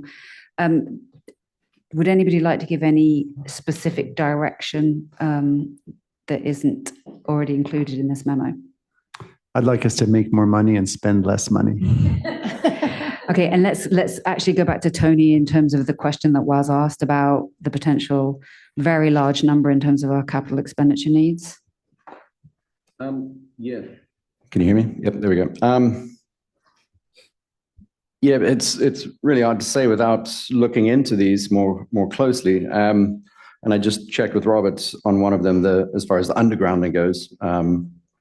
And so going up the list here, starting with undergrounding, about 5 million. Sustainability plan implementation, which would be sustainable fleet, LED lighting, and so on. My guess would be between 500,000 and 1 million. Critical infrastructure project, earthquake and utility protection for levees. I'd say between 5 and 10 million. And then roadway adjustments related to emergency evacuation planning. I have not seen any of those proposed changes. So it depends if we're talking about big retaining walls or if we're just talking smaller projects, but anything from 3 to 5 million, I'd say. So I'd say between 10 and 15 million in total. This is part of your capital needs assessments that you're currently going through, or is? No, so those are all those assessments are all for existing infrastructure. These are proposed new infrastructure items. Okay, does that answer your question, or were you looking for the bigger number of the all-in? No, I think that does. I'm sure it's something you're already talking about at the Finance Committee. I mean, those are big numbers, obviously, and how we think of those in addition to the infrastructure project. I mean, the numbers get even bigger, and obviously, we have a very modest budget. So, yeah, it's a lot of exposure if those things ever become critical. Yeah, I mean, my understanding is that once we have a better idea of the numbers, we then need to think about how we might be planning for that financially over the next 30 years or however long those assessments go out. But you're still planning to bring that back to us next fiscal year. You'll have completed all the assessments. Is that right? Okay. Yes. Yeah. All right. Thank you. So unless there's any other comments or questions from council members, we're going to close this item and move on to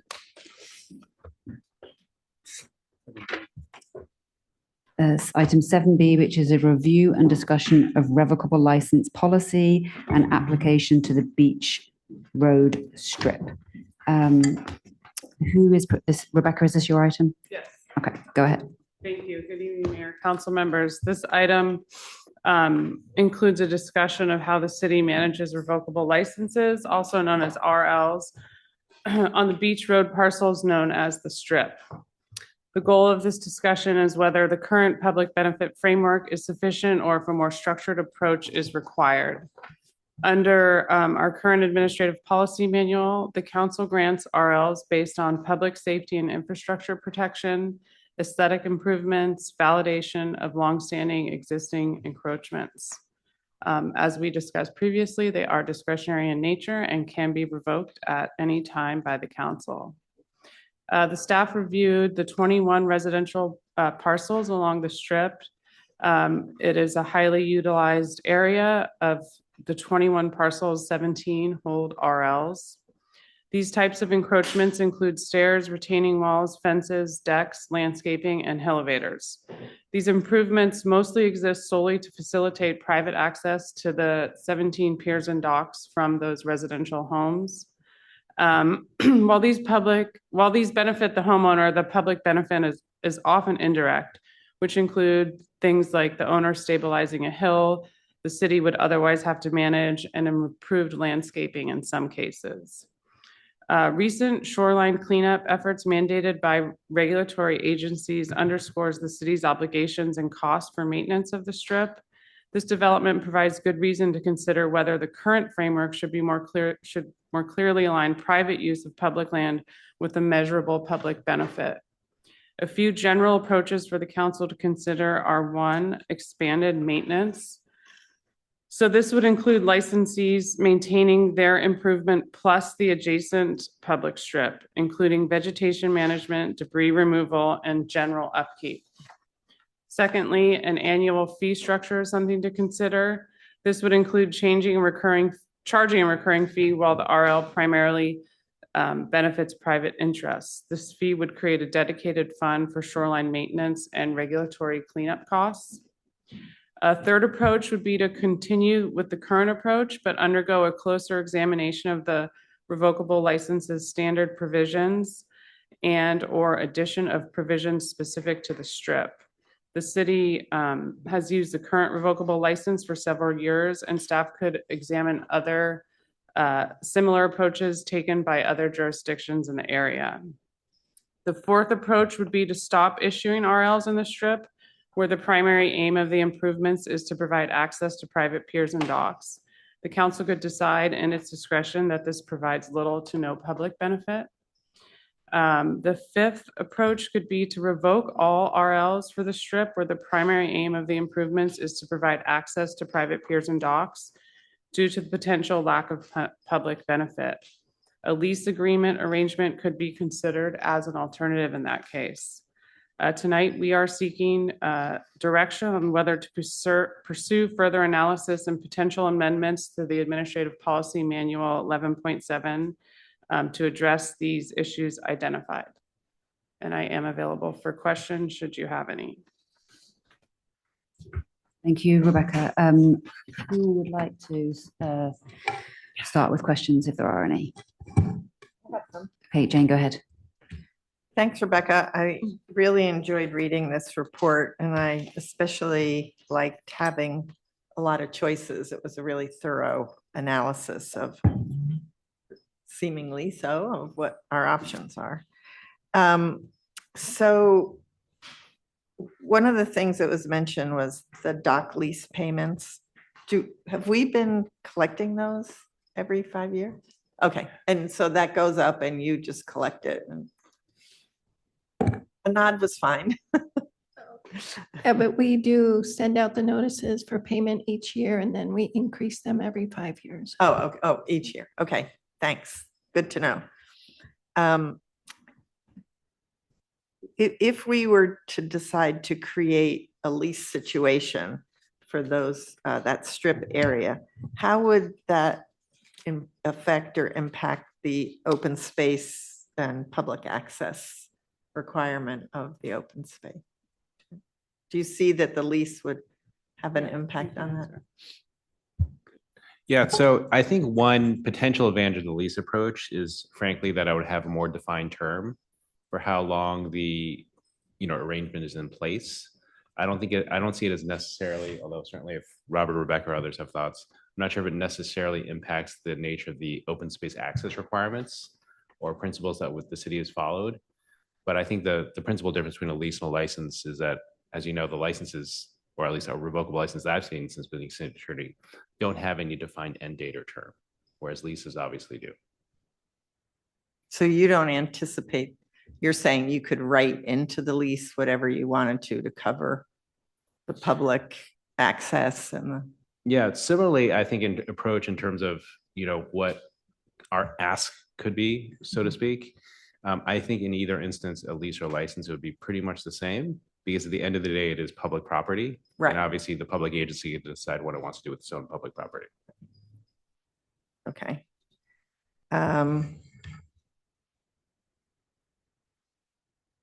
So again, unfortunately, parks, open space and lanes was not brought into this discussion.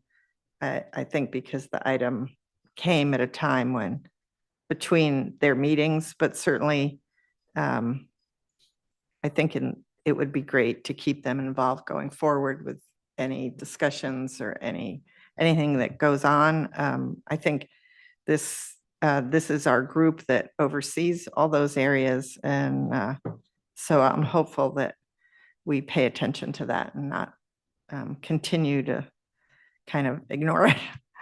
So that's all the questions I have. Just one is, so everyone has an RL and some have leases, or does everyone have an RL and a lease? I think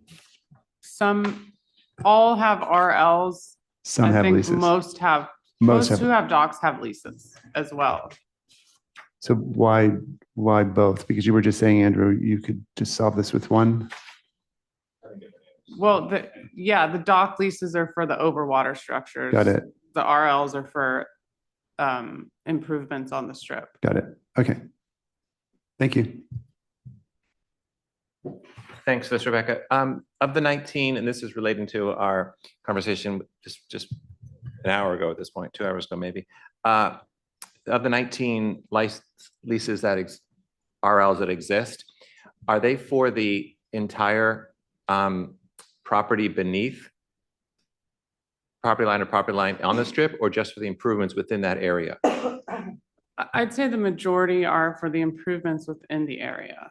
Okay, so unlike what we do normally on Community Road in that case, or whatever the case might have been, we license them like the whole grayed out area of the city right away adjacent to their property line to property line. We don't do that here. We do it just for the area that they're specifically looking to improve.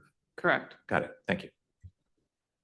I would say that I think you'd have to go back and look at them. Some of them, actually, the RLs are quite large, and they do take over.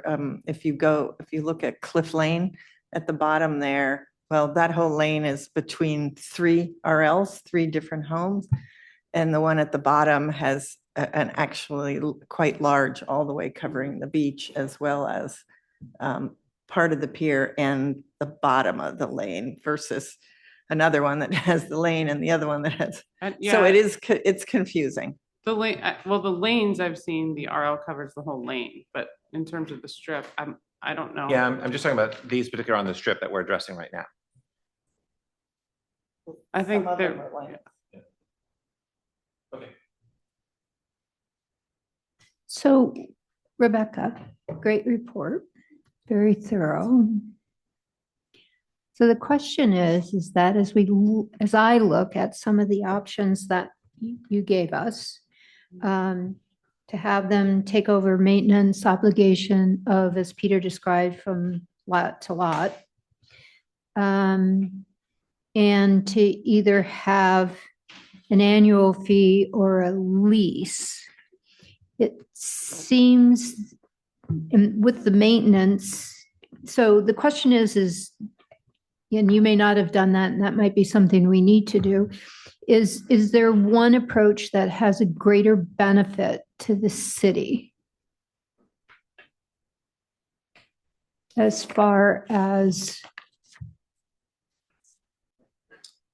like the maintenance would cover quite a bit? I don't know if we would ever be able to get a lease that would cover all the benefit of the maintenance of the entire parcel. Yeah. While Rebecca's looking, I would say if the objective is to try and get the maximum benefit, as if we are to give an RL, then yeah, it would be, I would say, a combination of both. It'd be a maintenance agreement for the entire slopes, and it'd also be either a fee in lieu fee, or it'd be a lease for the square footage of the actual improvements, whether that be a hill elevator, a staircase, or whatever. And so then my next question, I guess, goes to our legal counsel. So the question is that we all know these licenses are revocable. Do you see legally one, and I'm not, I'm sure you're aware of all the 5 options, but is there an option there that either legally is more advantageous or one that is definitely more a disadvantage for the city to pursue? One that might be fraught with issues. So let me try to answer this way. I would say legally, the one that would require the most homework, so to speak, the most preparation would be the fee. As noted in the staff report, and as you know from other fee discussions in terms of user fees and regulatory fees and all those sort of stuff, that does require some sort of study.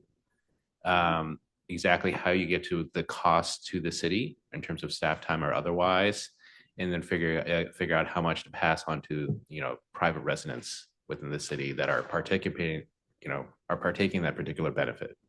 So I would say to the extent that we want to go down that road, it requires more, again, sort of homework or legwork to put ourselves on a good legal footing. So that's one consideration perhaps for council. Okay. So, and if we revoke the license and come up with a new plan, whatever that plan is, and someone doesn't agree with what our new plan is, we just revoke it and they can't gain access to their dock. Well, again, revocable licenses adopted and approved by city councils deep into the histories of Belvedere say what they say. But I think that certainly you could expect some pushback speaking as a practical matter, depending on the length of which they've had that revocable license and to the extent of what we are taking away and perhaps how much they've invested in the property as well.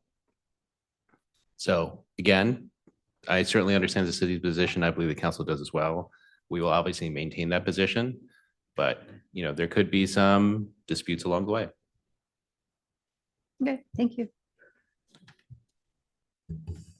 Andrew, can I just follow up on that? Because if I'm an existing homeowner with one of these RLs and now I'm being asked to maintain the entire lot to lot RL, that could be a significant expense to the homeowner. And they can say, no, we're not doing that. But the only recourse is to just say, well, you can't actually cross that piece of land to access your dock anymore. That's where we'd be stuck. Is that right? Well, they can cross a piece of land like any other member of the public could cross the land. Right. But under our revocable licenses, we could request that they remove the improvements on that private property. I mean, they can still walk down there, but it's all the other stairs and elevators and all the other stuff that they use. That's what is creating, I assume in the initial instance, the need for the RL. If they simply walked down to their docks, sure, that's fine. Access the dock. It just may be more difficult to do so. I mean, are we potentially burdening them with a big expense here? I have no idea what that looks like in terms of maintaining all of these different areas. I don't know how repaired they are. I don't. Sorry? Do we spend any money? Does anyone spend any money maintaining it? Does the city? 310, 312 Beach as an example, we asked them, they're asking for that elevator. It's not before council. And we said, well, you might be, council might ask you to maintain the entirety if you draw those imaginary property lines down, and they were fine with it. So I don't know, if it's going to add, if there's certain properties, sure, that have had slides and, that are very steep and, maybe if that were to happen, then yeah, it would be a high cost at that point.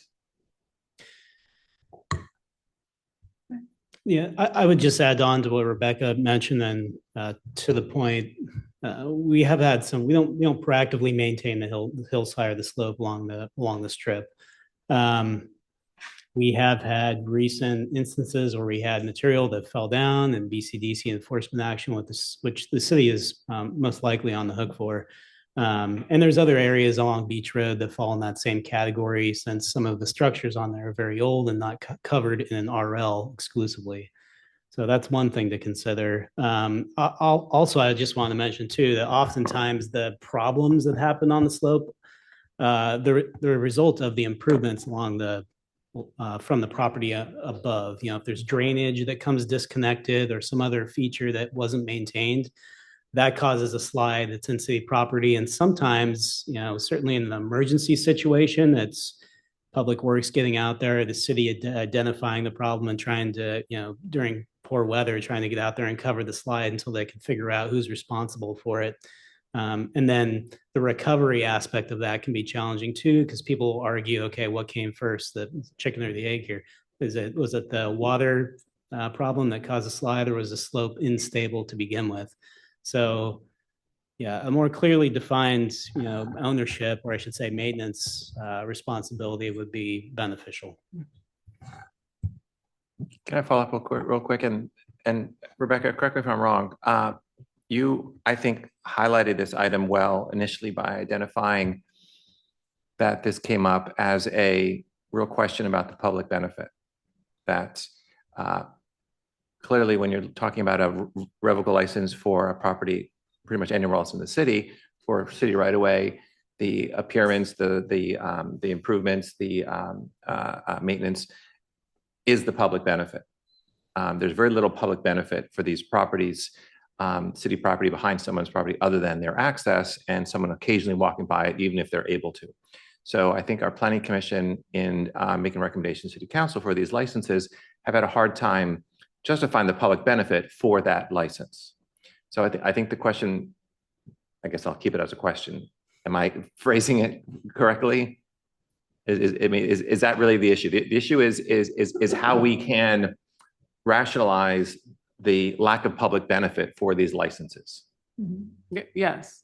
What is the public benefit of private improvements to access your own personal pier or dock? And so I think, and similar to maybe our other discussion, maybe it's a policy level. I'll still keep it as a question. Maybe it's a policy level discussion, because arguably the public benefit is the question here. And if we can, if a broader maintenance agreement or one of these options is added to it on a policy level to these type of licenses in this area, it justifies that benefit somewhat more so than it is now. Because I think the Planning Commission has a hard time, and justifiably so. I used to have the same question down there. Why are we granting this license for someone? Let's do it in another form. We just never got around to doing it, because you can't really articulate a public benefit versus the maintenance responsibilities, improve landscaping, hill stabilization, reduce liability. That's hard to justify, for the benefit that individual gets by having that particular improvement. We haven't even got into the definition of structure, right? Which is another issue on this. So I think that's the gist of the issue is how we need to describe what that public benefit is, and if we can rationalize it within the same bag that we see licenses. That's I think why we thought about some other form, a lease or something, because you don't need the public benefit for a lease. Yeah, I think it's because pretty much every house has, or I would guess most houses have an RL. Most homes, and they should all be treated the same way. I mean, the strip shouldn't be, pulled out and treated differently, good, bad, or neutral. But I guess my question is, why now? I mean, the leases don't expire till 2039, so that's another 13 years. But they're different. They're docks. Those are the docks. Well, but I mean, yes and no. But I mean, if you're a homeowner, I mean, if the RL is only needed so you can use the dock. I mean, so it feels like, why are we, I mean, maybe are we trying to figure this out for people who may be coming before the council in the near future? Or, well, I guess you're asking, or do we want to step back and think of it holistically? I just feel, well, I guess I'm starting to deliberate, which I'll just stop there. So the one thing is, I'm sorry, but the one thing is not everyone that has a revocable license has a dock. Some people just have some retaining walls or decks or plants or something. So they're very few, but there are a few that don't have the docks. And Rebecca, the impetus for this right now is because we have a potential RL coming before us in the strip, correct? Yes, and as Peter mentioned, it's something that we've discussed historically. It's just So now it's coming to the that's council. why it's coming now. Yeah. Okay. All right, let's open it for public comment before we bring it back for discussion. Rika? There are no hands raised. Oh, I'm sorry. We actually have someone here. In person. Hi, I'm Marika Bergson, and I am speaking again as an individual, although I do want to acknowledge that I am a member of the Parks, Open Space and Lane Committee, so I speak through that lens, and also mention that unfortunately Charlie could not stay. So I am sort of, although I'm not the chairperson, I'm also sharing somewhat of his input as well. So I say that in this context. I want to start by saying that unfortunately, we were not given notice of this item at all in advance. So we first saw it when it came up in the agenda for the city council meeting. So none of us have been included. And I think first and foremost, I want to acknowledge, and Charlie, I know it feels the same way, that we are very happy to be having this discussion because we think it's really, really important and really, really valuable. And we do hope that that the Parks Open Space and Lane can be included in it. The strip is actually open space. So this is actually directly in our area. And we would be happy to have a subcommittee, which is what we do in order to participate, in a sort of an ongoing basis outside of the meetings and bring things to meetings. So I just I hope that you will make that request in that direction because we'd like to be a part of it. The other piece that I wanted to mention is that we have, as you know, I believe from Charlie, been working on a survey. We did a big survey of the lanes last year, and this year, part of our goal is to do the same thing for the open space. So of course, actually, the strip and this area has been part of what we are looking at. And ironically, we have been looking at the revocable licenses, which impact basically all along there. And so this was something we were already looking at. And as such, we have looked at quite a few of them, just sort of spot looking at them, looking them up and spot looking at them. And we want to call attention to the fact that they're all very different. For one, they have been brought about at very different times. Some of them are large, some of them are small. I mean, we have the one at whatever it is, 270 covers basically the whole property. They have taken over the whole Tide lot. And then versus the one that's at 310 to 312 are looking at this hill elevator and then some stairs. So I think one of the things that we request is that as we look at all of these suggestions, we really need to sort of do a really good job and really look at what exists there. Oversight has not been being done. That just has not been part of the city's priority. And I think it's because they are all very different. So, there's been no direction. There are things that fall onto the beach. And the number one thing here is that the policy 11.8.2 is for the public to have it should be a public park and for the public to have free passage along the beach. And I want to note that a lot of these, including accessing either their dock or the ones that don't have a dock, they might have a shared dock, they also include steps to get down to the beach.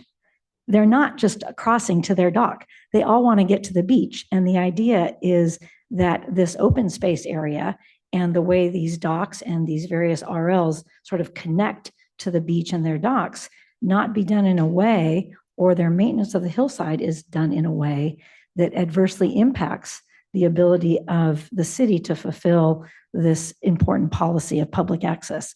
We want everybody to be able to have free passage. And if you haven't ever done it, I know Charlie and I would be happy to show you what an amazing trip it is to go down. Right now, we can go down the Harry B. Allen steps and to walk along there. And we would both love to give anyone that option. So I will retire. That's sort of all of my questions. Thank you. Thank you very much, Marika. Bethy said nobody online, correct? Correct. Oh, I apologize, Mr. Rothman. Okay, he's back. Bring him in. Hi, Dr. Rothman. Hi, thank you very much. Could you tell me whether the city has a similar strip of its own land on the side of the island that looks out towards Sausalito? No, we don't. In other words, it goes from private property to what? To state? State property. Is that right? It just goes Yep. from private property to state. Thank you very much for that information. Yeah, I'm looking right now. It's the state from the end of the island working northward, westward, and then around. Before it gets to Cliff, it becomes county property, Oh, but it's never city property. never city property. Thank you very much for that information. Thank you. Okay, this is getting more complicated, but let's bring this back for discussion. Who wants to? Peter, do you want to kick off? Yeah, I'll just touch again on what I mentioned before, that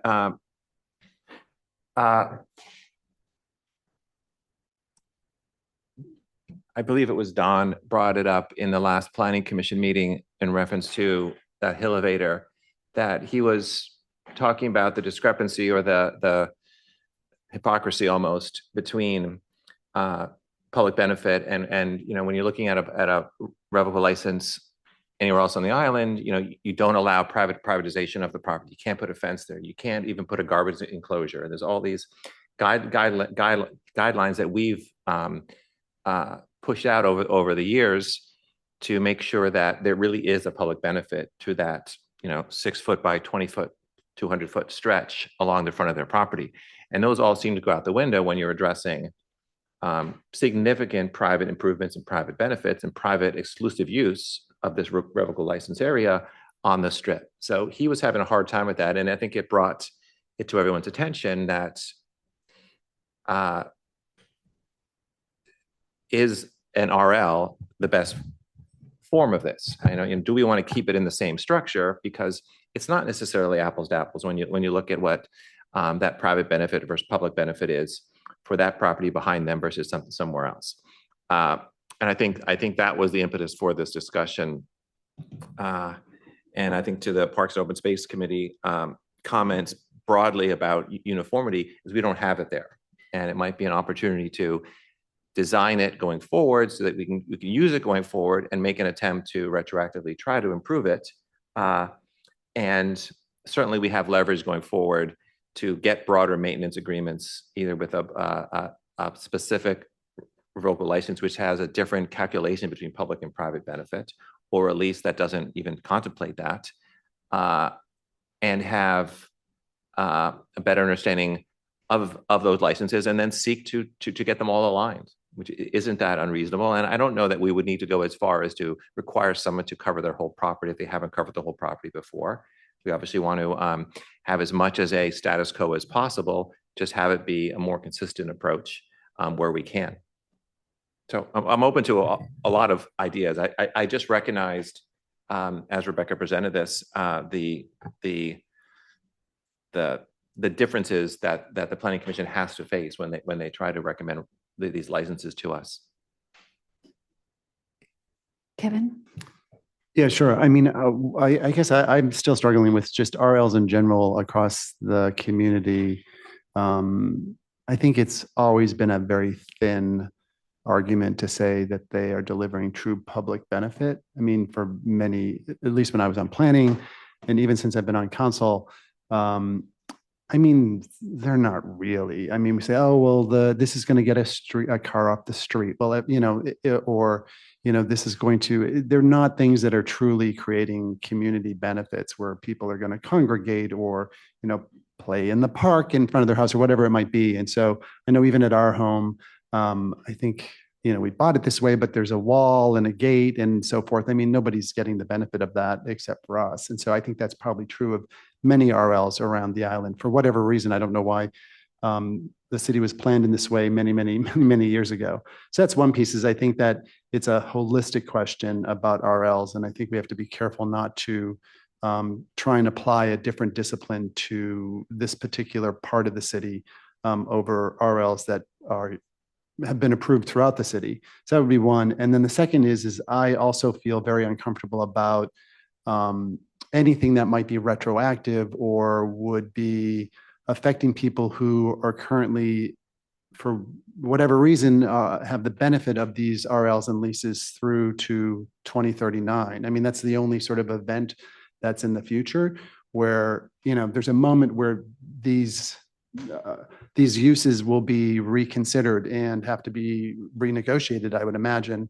And so I would rather we be thinking about how to make it coterminous with the lease. Like if this is something we're going to tackle, that feels like the most appropriate time so we don't sort of dilute or diminish something that's already been promised or given to residents.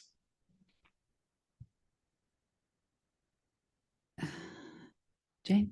Okay, sure. Well, I guess trying to comment on some of the others, I think I do see the strip RLs as different in some ways from the rest of the city because every house on there, or at least everyone with access, has to cross open space, not just city land, but designated open space to be able to get to their dock or pier, however you want to call it. And in a way, there might be some similarities in that we give RLs for people to get to their stairs, to get to their front door. This is them getting an RL, getting to their property of some sort. I think it would be, it would be hard to balance the logic of taking away access to the docks that exist and have a lease until 2039 by saying, we're not going to give you an RL unless you do this, that, and the other thing, and take whatever 5 was, we're just revoking all of them.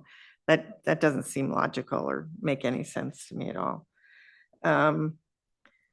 So I think because it's open space and because along this particular open space and strip area, we do have, I think, 4 lanes that are also involved in this.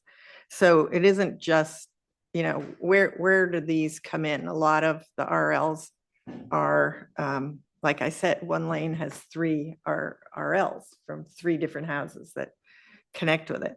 And so, I think we'd be opening a can of worms if we try to make it the same as other areas in the city where those RLs really are specific to every single home. There's not a lot of overlap. And in this case, they are different. I do see the open space and the strip as being different.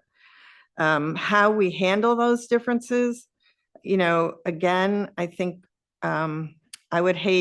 I think it would be, no matter whether we decide to do research with the lease idea or if we amend the RLs specifically for the strip, because it is so different and it doesn't have anything else anywhere that matches it. I think we just have to be really careful about public access because that's one of the main things for our open spaces. And as far as public benefits, I've taken that walk with Marika, once the whole strip and once just part of it.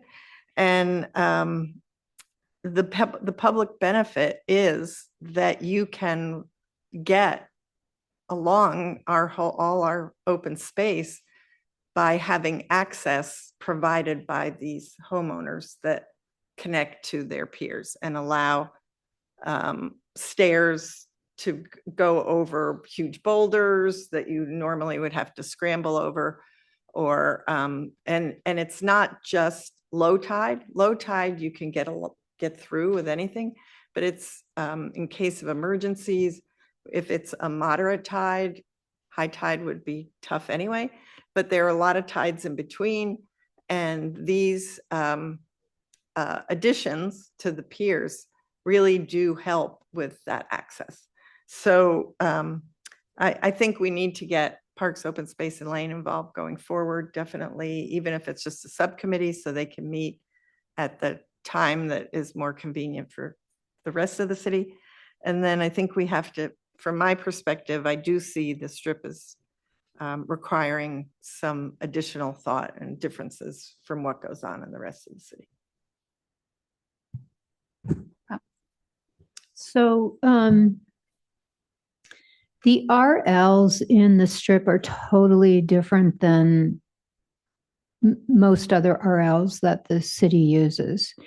And I think first off, I don't want to call it generic, but the revocable license that we use for the strip doesn't fit in with what the strip is all about. So I think at least, the very least, we should be initially looking at that revocable license for the strip and how it's worded and what it's included. I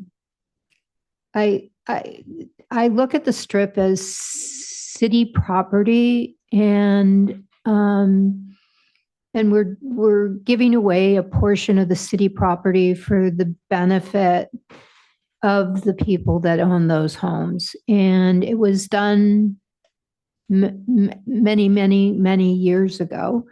And probably there were times that people just put in the staircase and didn't realize it was open space.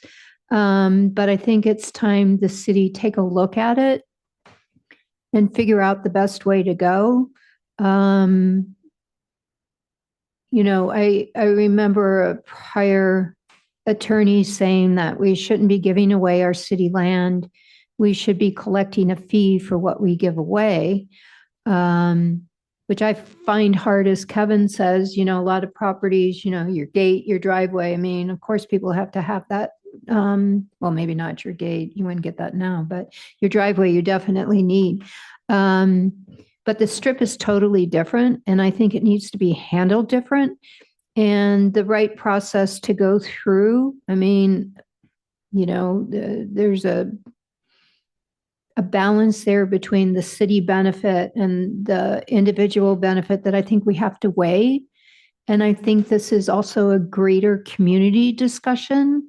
It may be that we need to schedule this discussion again and maybe hear back from some of the people that have the RLs, just to hear their input, so we can balance everything out.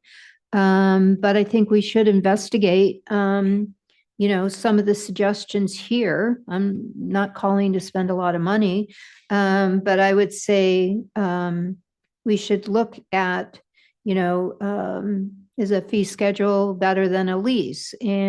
Or do we maybe not say you have to pay for the whole area of the strip that you're using, but you're going to have to share in some of the costs. I don't know what the right balance is, but I definitely think that this is something we're going to have to investigate, and probably a task force would be a good idea, just to get some parameters, and hopefully we can hear from some of those RL people to get their feedback. Thank you, Pat. Rebecca, part of the reason this is coming forwards now is that time crunch associated with one property or two properties that are looking to get an RL on the strip right now. It's 2 properties, 1 RL. Okay. Well, it could be 2 RLs, but it's the same improvements. They're looking for a shared elevator.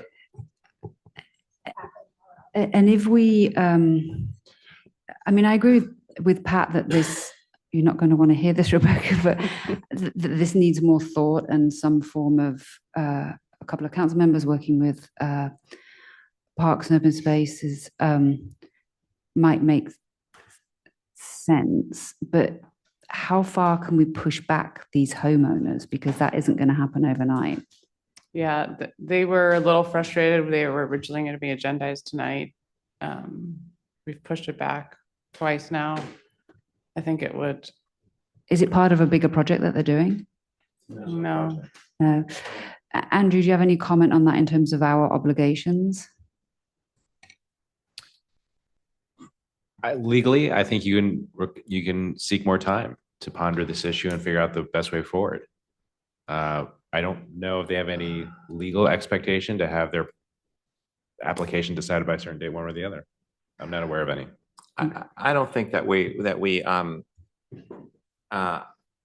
I think we have responsibility to act in a timely fashion with any applicant, let alone these applicants who've already been put off. I would, as Pat pointed out, this has been going on for a long time. I'm not sure we are making a huge mistake hearing and granting ultimately upon review a license for them, even if we have to say, you know, this as an additional condition of that license that we're going to look at the ultimate form, and it could be revoked if the item is changed, which we have the right to do anyway. But I can't imagine that this process should hold them up, because if this process takes on the type of scope that we've just contemplated tonight, they're not going to come up before us for a year, and I don't think that's appropriate for them. Yeah, I agree mean, with Peter. I mean, Yeah, I I do don't too. think it's So- our best practice. So- Well, but just going back, I mean, when this was initially worked on, it took 24 public hearings in 5 years. And so, you know, no. I think it was the dock lease. The dock The leases dock took that long. And so, I mean, it took 5 years and 24 public hearings. It took the council 24 public hearings over a period of 5 years to resolve all the issues and concerns that were raised by the dock owners, city attorney, and other members of the city staff. It was And so- before the internet, that's why. Right. AI could get that down to 22 meetings in 4 years. But again, I think to your point, I would say we should proceed with 310 and 312 because we shouldn't hold them hostage to a policy evolution desire by the city, which could take quite a while. And I think it's, similar to the sidewalk issue that you raised earlier today, Pat. It's like, I mean, yes, we probably should have a sidewalk policy and we probably should have sidewalks along the park, but we can't hold up that homeowner until we get our policy work done. So that, do you have a comment on that, or does that make sense? We'll bring them forward and we are going to do a broader review. Okay. Comments on that one specifically. They've also agreed to maintaining the entirety of the strip. So that's one thing. We've also walked with Marika and Charlie with the homeowner, one of the property owners, and they've agreed to do some raising of a platform so that people can pass through that to give the public better access. Okay, so it feels like that she'll just come forward as planned next month. But I have a question for Jane in relation to this, because it sounds like Parks and Open Spaces is looking to sort of revitalize the strip, and so that's part of what's playing into this discussion, correct? Well, I think it's important to realize that they are a very active Parks, Open Space and Lanes Committee. And I would say lucky for us, because they're really doing a phenomenal job of documenting every lane. And the next focus area is going to be on the open space. And with that documentation and database, I really see, and I think Tony has mentioned before, that it's a great asset, because we don't have the ability in our staff to be looking on a regular basis at what's needed for every single piece of lane or an open space, but they have the ability to do that. And that could be easily given to them as an annual job to go along and document, are people, are the ladders falling apart? Can you still walk down a lane? Can you get to the strip as stated in their revocable license? Are they keeping it up? And that is something that would be doable as an enforcing issue that we always struggle for. So I think the Parks, Open Space and Lane, because they have renewed energy and focus, and they're really tackling what they're supposed to be doing. And so I think that is a part of it, but I think it's a great benefit. Okay, so it sounds like there's broad consensus that the strip is different from other RLs, except for Kevin, who disagrees with that. So it does feel like there is more work to do. And then the question is really, how do we do that work and not take 5 years and however many meetings? So if people have specific suggestions, and I know Pat suggested a task force. If it's very narrow, I would certainly support that. I don't know how other council members feel.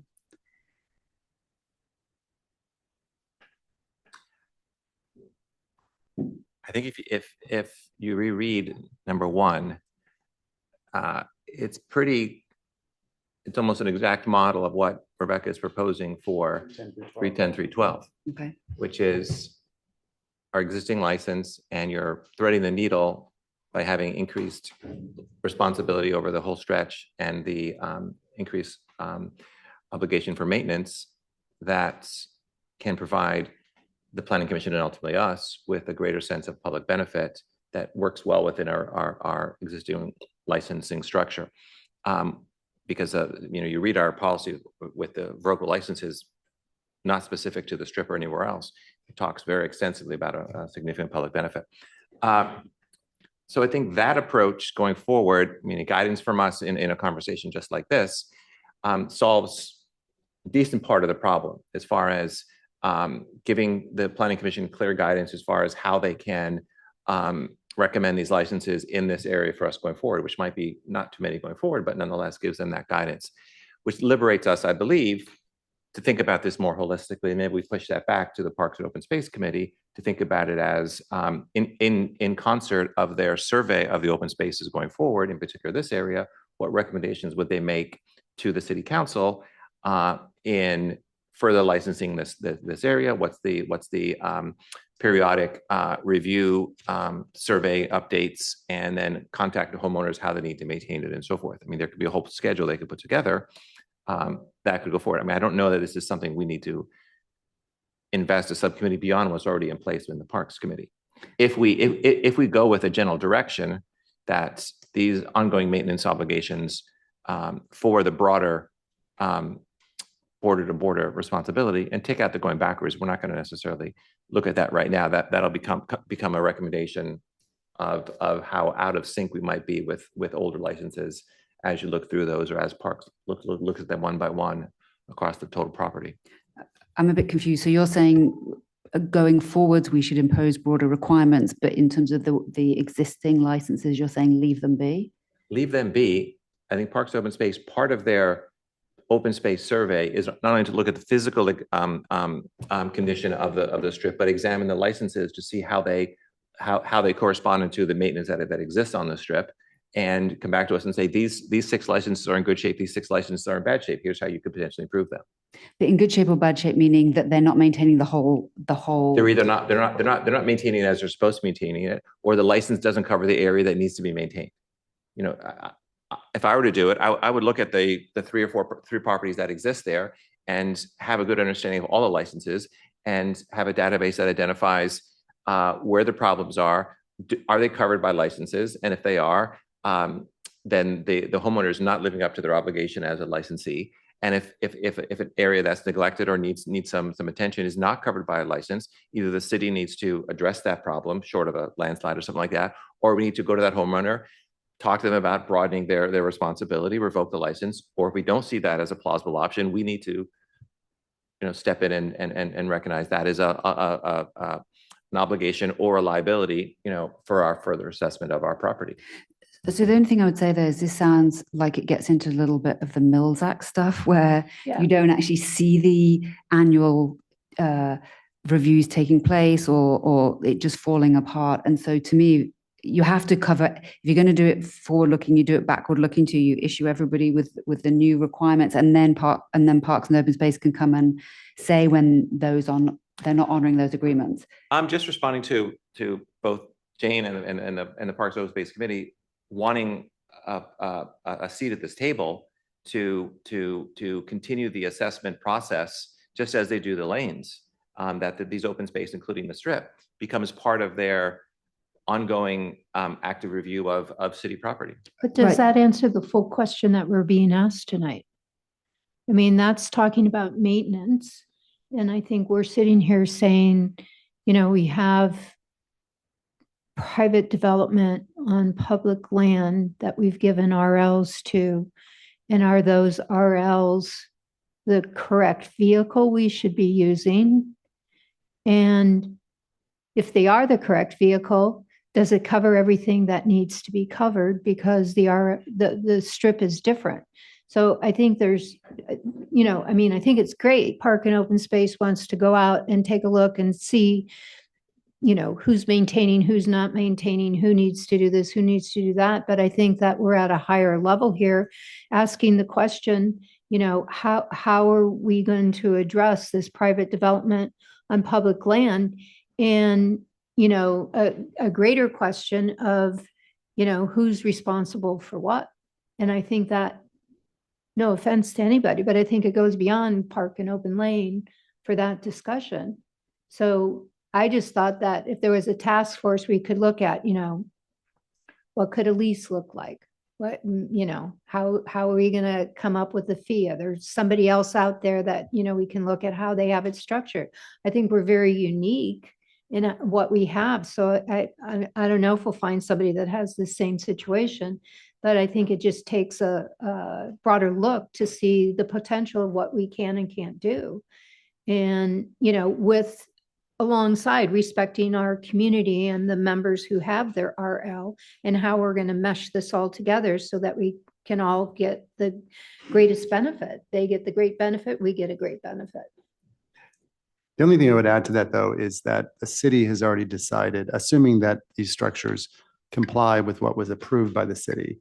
I mean, the city has already decided that these people can build what they've built. So, I mean, I would just be cautious about reopening decisions that have been made and settled for many, many years. I mean, if there are things that we want to do on a going forward basis that addresses some of these issues that were raised tonight, I can understand that, but I don't think that we want to create a narrative that we're going to, at least in my opinion, re-examine what we've already decided. That would be like someone coming and saying, hey, we've changed our mind and you can't have your second story if it was approved or whatever. It's like, that's settled. That's settled. I can see where you're coming from, but I'm also thinking, okay, so someone has had a revocable license for 15 years and somebody, I mean, I don't want to pick on any single property. Don't.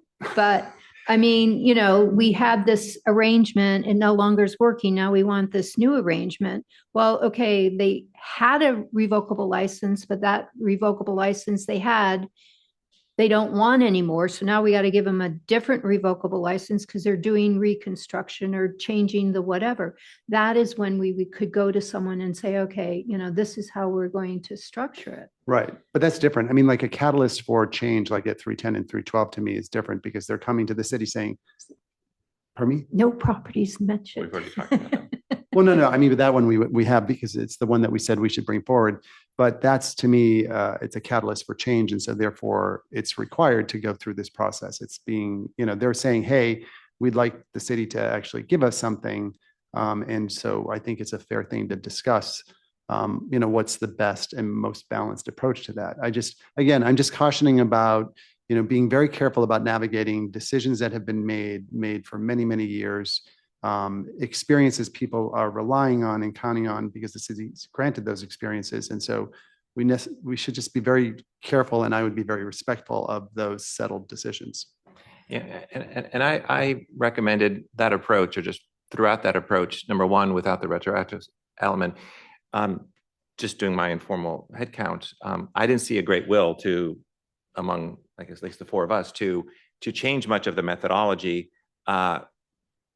leases, fees, structure-wise, other than trying to improve the maintenance liability and potentially the public benefit, and then to consider that what Pat and Marika talked about is having the Parks and Open Space Committee sort of continue their broader oversight of this space, just like they do the lanes and everything else. But then maybe that would be helpful if we're going to have folks think about this. Maybe we need to be clear on the parameters. Like, I mean, is this green space or is this, here are some parameters to operate within or to ideate within. Again, maybe there aren't, but I think we haven't, I don't think, aligned on that tonight. And maybe that's worth coming back and agreeing to. It might make it a more productive No, it's process. just all over the place.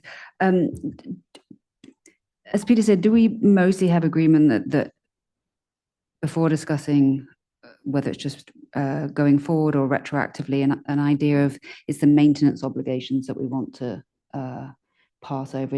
Is a broad agreement that that's the core issue that we have here? Well, I mean, I think the maintenance is part of it, and then it's, I mean, I don't want to take anything away from anybody that has anything. I'm not, advocating for that. But a lot of it is just, when people redo their staircase down to the dock, sometimes they change it. Sometimes it was like a direct, like killer down, and now they want to kind of do a meandering thing. Well, that's kind of a new revocable license, and that's where we can open up the discussion. So I'm not advocating that we take anything away from anybody, but I'm just thinking that we need to think of this in a longer term, how we're going to look at maintenance and is the revocable license the right term we should use, or should the revocable license switch to something else? I don't know.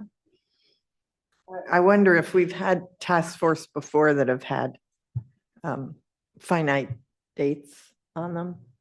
And I don't know if that's a possibility, just to get a little bit more information from the community, greater community, as well as having Parks, Open Space and Lane representatives there. And maybe, so that it doesn't take 5 years, you make it a 3-month meeting schedule, kind of like the seawall is not going on forever. And they have a small subcommittee that's meeting as needed and getting through whatever it is they need to get done. And perhaps we can use that as a model for something more finite in time. Rebecca, I feel like we're giving you no direction here whatsoever, because we're all over the map. I think what some things I'm hearing are, I think Parks, Open Space, Lanes Committee would, they have the energy, they have the momentum. It would be great if they could assess each revocable license. And like Jane and Pat were saying, that some of them cover the entirety of the strip, some of them only cover the stairs, right? So then that can give us sort of a basis of what we're looking at, right? And I think we're looking at ways to move forward with these revocable licenses. You have to remember, we have all those 21 properties. There's 19 RLs already. Mm-hmm. So the chances of a new RL coming back are pretty rare, right? Unless somebody sells a property, demos a house and redoes it. Those, that's probably going to happen. It's happened once in the 10 years I've worked here. So I think we could move forward with Parks, Open Space, Lane doing an assessment and then coming back and reporting on that and see if there's anything that we can do to sort of, improve getting more maintenance out there. I also think that keeping the existing RL might be a road we want to go down and enter new language for RLs in the strip that discusses maintenance moving forward. Right. Similar to what might be coming next month, which to me seems pretty clean, but I don't know if it goes as far in depth as Pat is suggesting. But it seems like it would sort of help us move forward. Right. So I guess the only question is, in terms of asking Parks and Open Spaces to do that, obviously Jane would be working with them on that. Is there any reason to include any other council member in that part of this or not? Meaning, do you feel like would that be helpful? No, I think it's fine unless someone wants to do it. I don't think it's necessary. Okay. So does that seem like a good approach, that first Parks and Open Spaces does that assessment, and at the same time, as they're providing that information, we really start to think about what the policy will be around whether we're just requiring maintenance obligations or whether we have to open this up more broadly? Well, I guess, yeah, the question is part of mine. What is the point of them doing that? They already exist, these RLs. We're not going to go retroactively back. So I don't know. Maybe that's not the best use of their time. Well, Sorry, not helpful, but now that I'm thinking about it, we don't want to waste their time on assessing I believe the these. way forward is to do a slightly modified ROPA license addressing the additional stabilization, landscaping, maintenance aspects of this particular pieces of property, which gives the city the security relative to stabilization, but also helps thread that needle, which I talked about, relative to the public benefit. That seems the right approach going forward. I'm responding to Parks Open Space existing and already planned survey of open spaces in the next year, or whenever they decided to do that, whenever they hope to do that. And it wouldn't be that difficult in that survey of these open spaces to include information about whether it's licensed or not, whether there's full coverage of the property, whether there's landscaping responsibilities to the homeowner, whatever 3 or 4 or 5 questions they come up with to identify where there's additional risks relative to that public space as it relates to the public's use of that space. And if one property doesn't have a license on it covering anything more than just the stairway up the hill, and there's a lot of loose soil with no vegetation there, I might say in that survey, this poses some risk of slide in the future, and maybe that gets rolled over to Tony, and they do a more sophisticated assessment, because that could become the same situation where we had with BCDC, this past year. But the issue I have with that is that while we have an active parks and open spaces right now, we might not do in 5 or 10 years time, and then nobody's doing those assessments. But I think it's a one-time survey, just like your lane survey. I don't know that it needs to be readdressed that often. But that would be a piecemeal approach. So you're saying we would apply this retroactively to some, depending on the circumstances, and not all. No, it's just an assessment. It just tells you where we are, because that way you file it not only in the Parks archives, but Rebecca has it, so she knows the history of where everything is. But we're not expanding their obligations retroactively under your model. So what's the point? I'm with Kevin on that. I don't think we can or should necessarily sort of impose new requirements on people. So what's the point of you're not documenting imposing something? new requirements, but within the RL, it does talk about maintaining. So if they have an RL and the maintenance is not occurring, then it would give the city leverage to be able to say, we've noticed that the stairs are crumbling and you haven't kept them up, and this is now dangerous for the public. Whatever. It would also provide a good basis if they did come back for a new RL, for new improvements. We could say, well, we have this study and here's what, And could we ask Marika if this seems okay? Marika, come back up. Since she's right there. We're sort of telling her what she's doing. Yeah, so I would. Is mic on? Yes. Oh, it's green. Is it on? Yeah, okay. Yeah, I think, so what we were looking to do is, as part of this open space that we did commit to work on this year, because we did the lanes one last year. So we're heading into fiscal year, whatever, July 1st, and so we've already started, is to look at all of the open space, not just the strip, but all the open space, and to do a similar survey that we did with the lanes, which is looking at sort of all the different aspects to create this sort of catalog for the city and sort of a baseline, look into what they have. And one of the big things that has come up for us was, of course, these RLs, particularly in the strip. And so what we realized is we did look at a handful of them, and I will say recent projects encouraged us to do that. So we did look at a couple, and the ones that are there are very different. And there are bits that would, I believe, give the city, if the city had that survey, they would know what the existing obligation is under existing RLs and whether they're being fulfilled. And so I think that is a benefit, and it's not retroactively creating anything. It's really looking at what exists and, are they doing it? And an example is, giant trees that have fallen down and now are blocking the beach. And the question is, it came up earlier, is that the city's maintenance obligation, or is this happen to be one of the RLs that's bigger and it actually should be the homeowners? And I don't think anybody knows, because they're not easy to find. They're buried and they're not easy to find. And so, I looked at them up at the county assessor's office because I was there waiting for my jury duty. So that's one thing. The other piece that I just want to bring up, that this has been a big focus on maintenance. At the core of this, and a big piece as to why we are, looking at this and why we're looking at open space and lanes is about public access. And so to the extent that the city has allowed, has given RLs where there are stairs to get to the beach and to get up and over the dock, and people have put in docks or developments that block people's access, their walkway across the public area. And there are places where stairs that were there are no longer there. Right. This is an example, and I'm not, I couldn't even tell you the numbers, but there are stairs that were clearly there that would have given people passage that were probably part of the original development in RL, and now they're gone. And so that at certain tides, that prevents the public from having public access across that land, because it's not just that they're maintaining an unsafe land area, it's that they're not protecting public access across the city's land, which is part of all RLs. So I didn't want us to lose track of that in this focus on maintenance, because there's a ton of different things down there.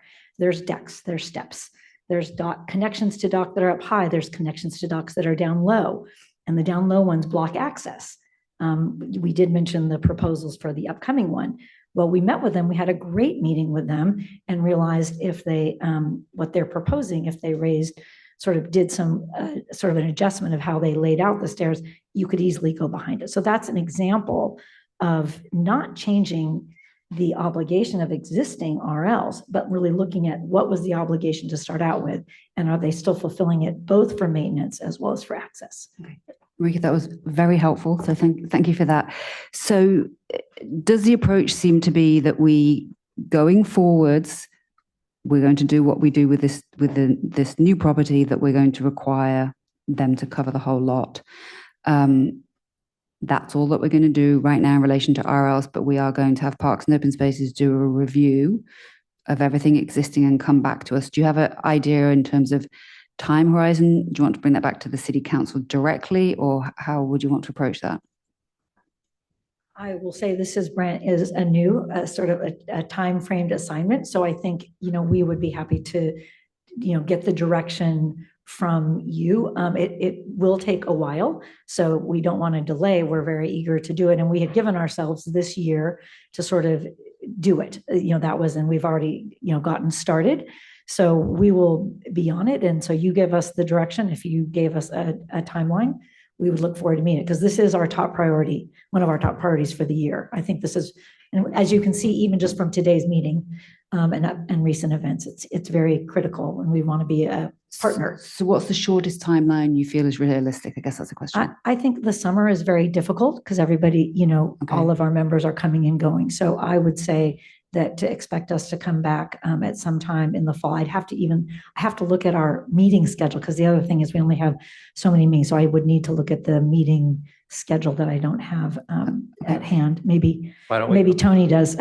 So by the end of the year? Or at your next meeting, why don't you, come up with a date and Yes, and we have have a Jane meeting report in back June. as a just council discuss report. it at We have a meeting. We do have a meeting coming up in June. So we could do that and Jane could report back.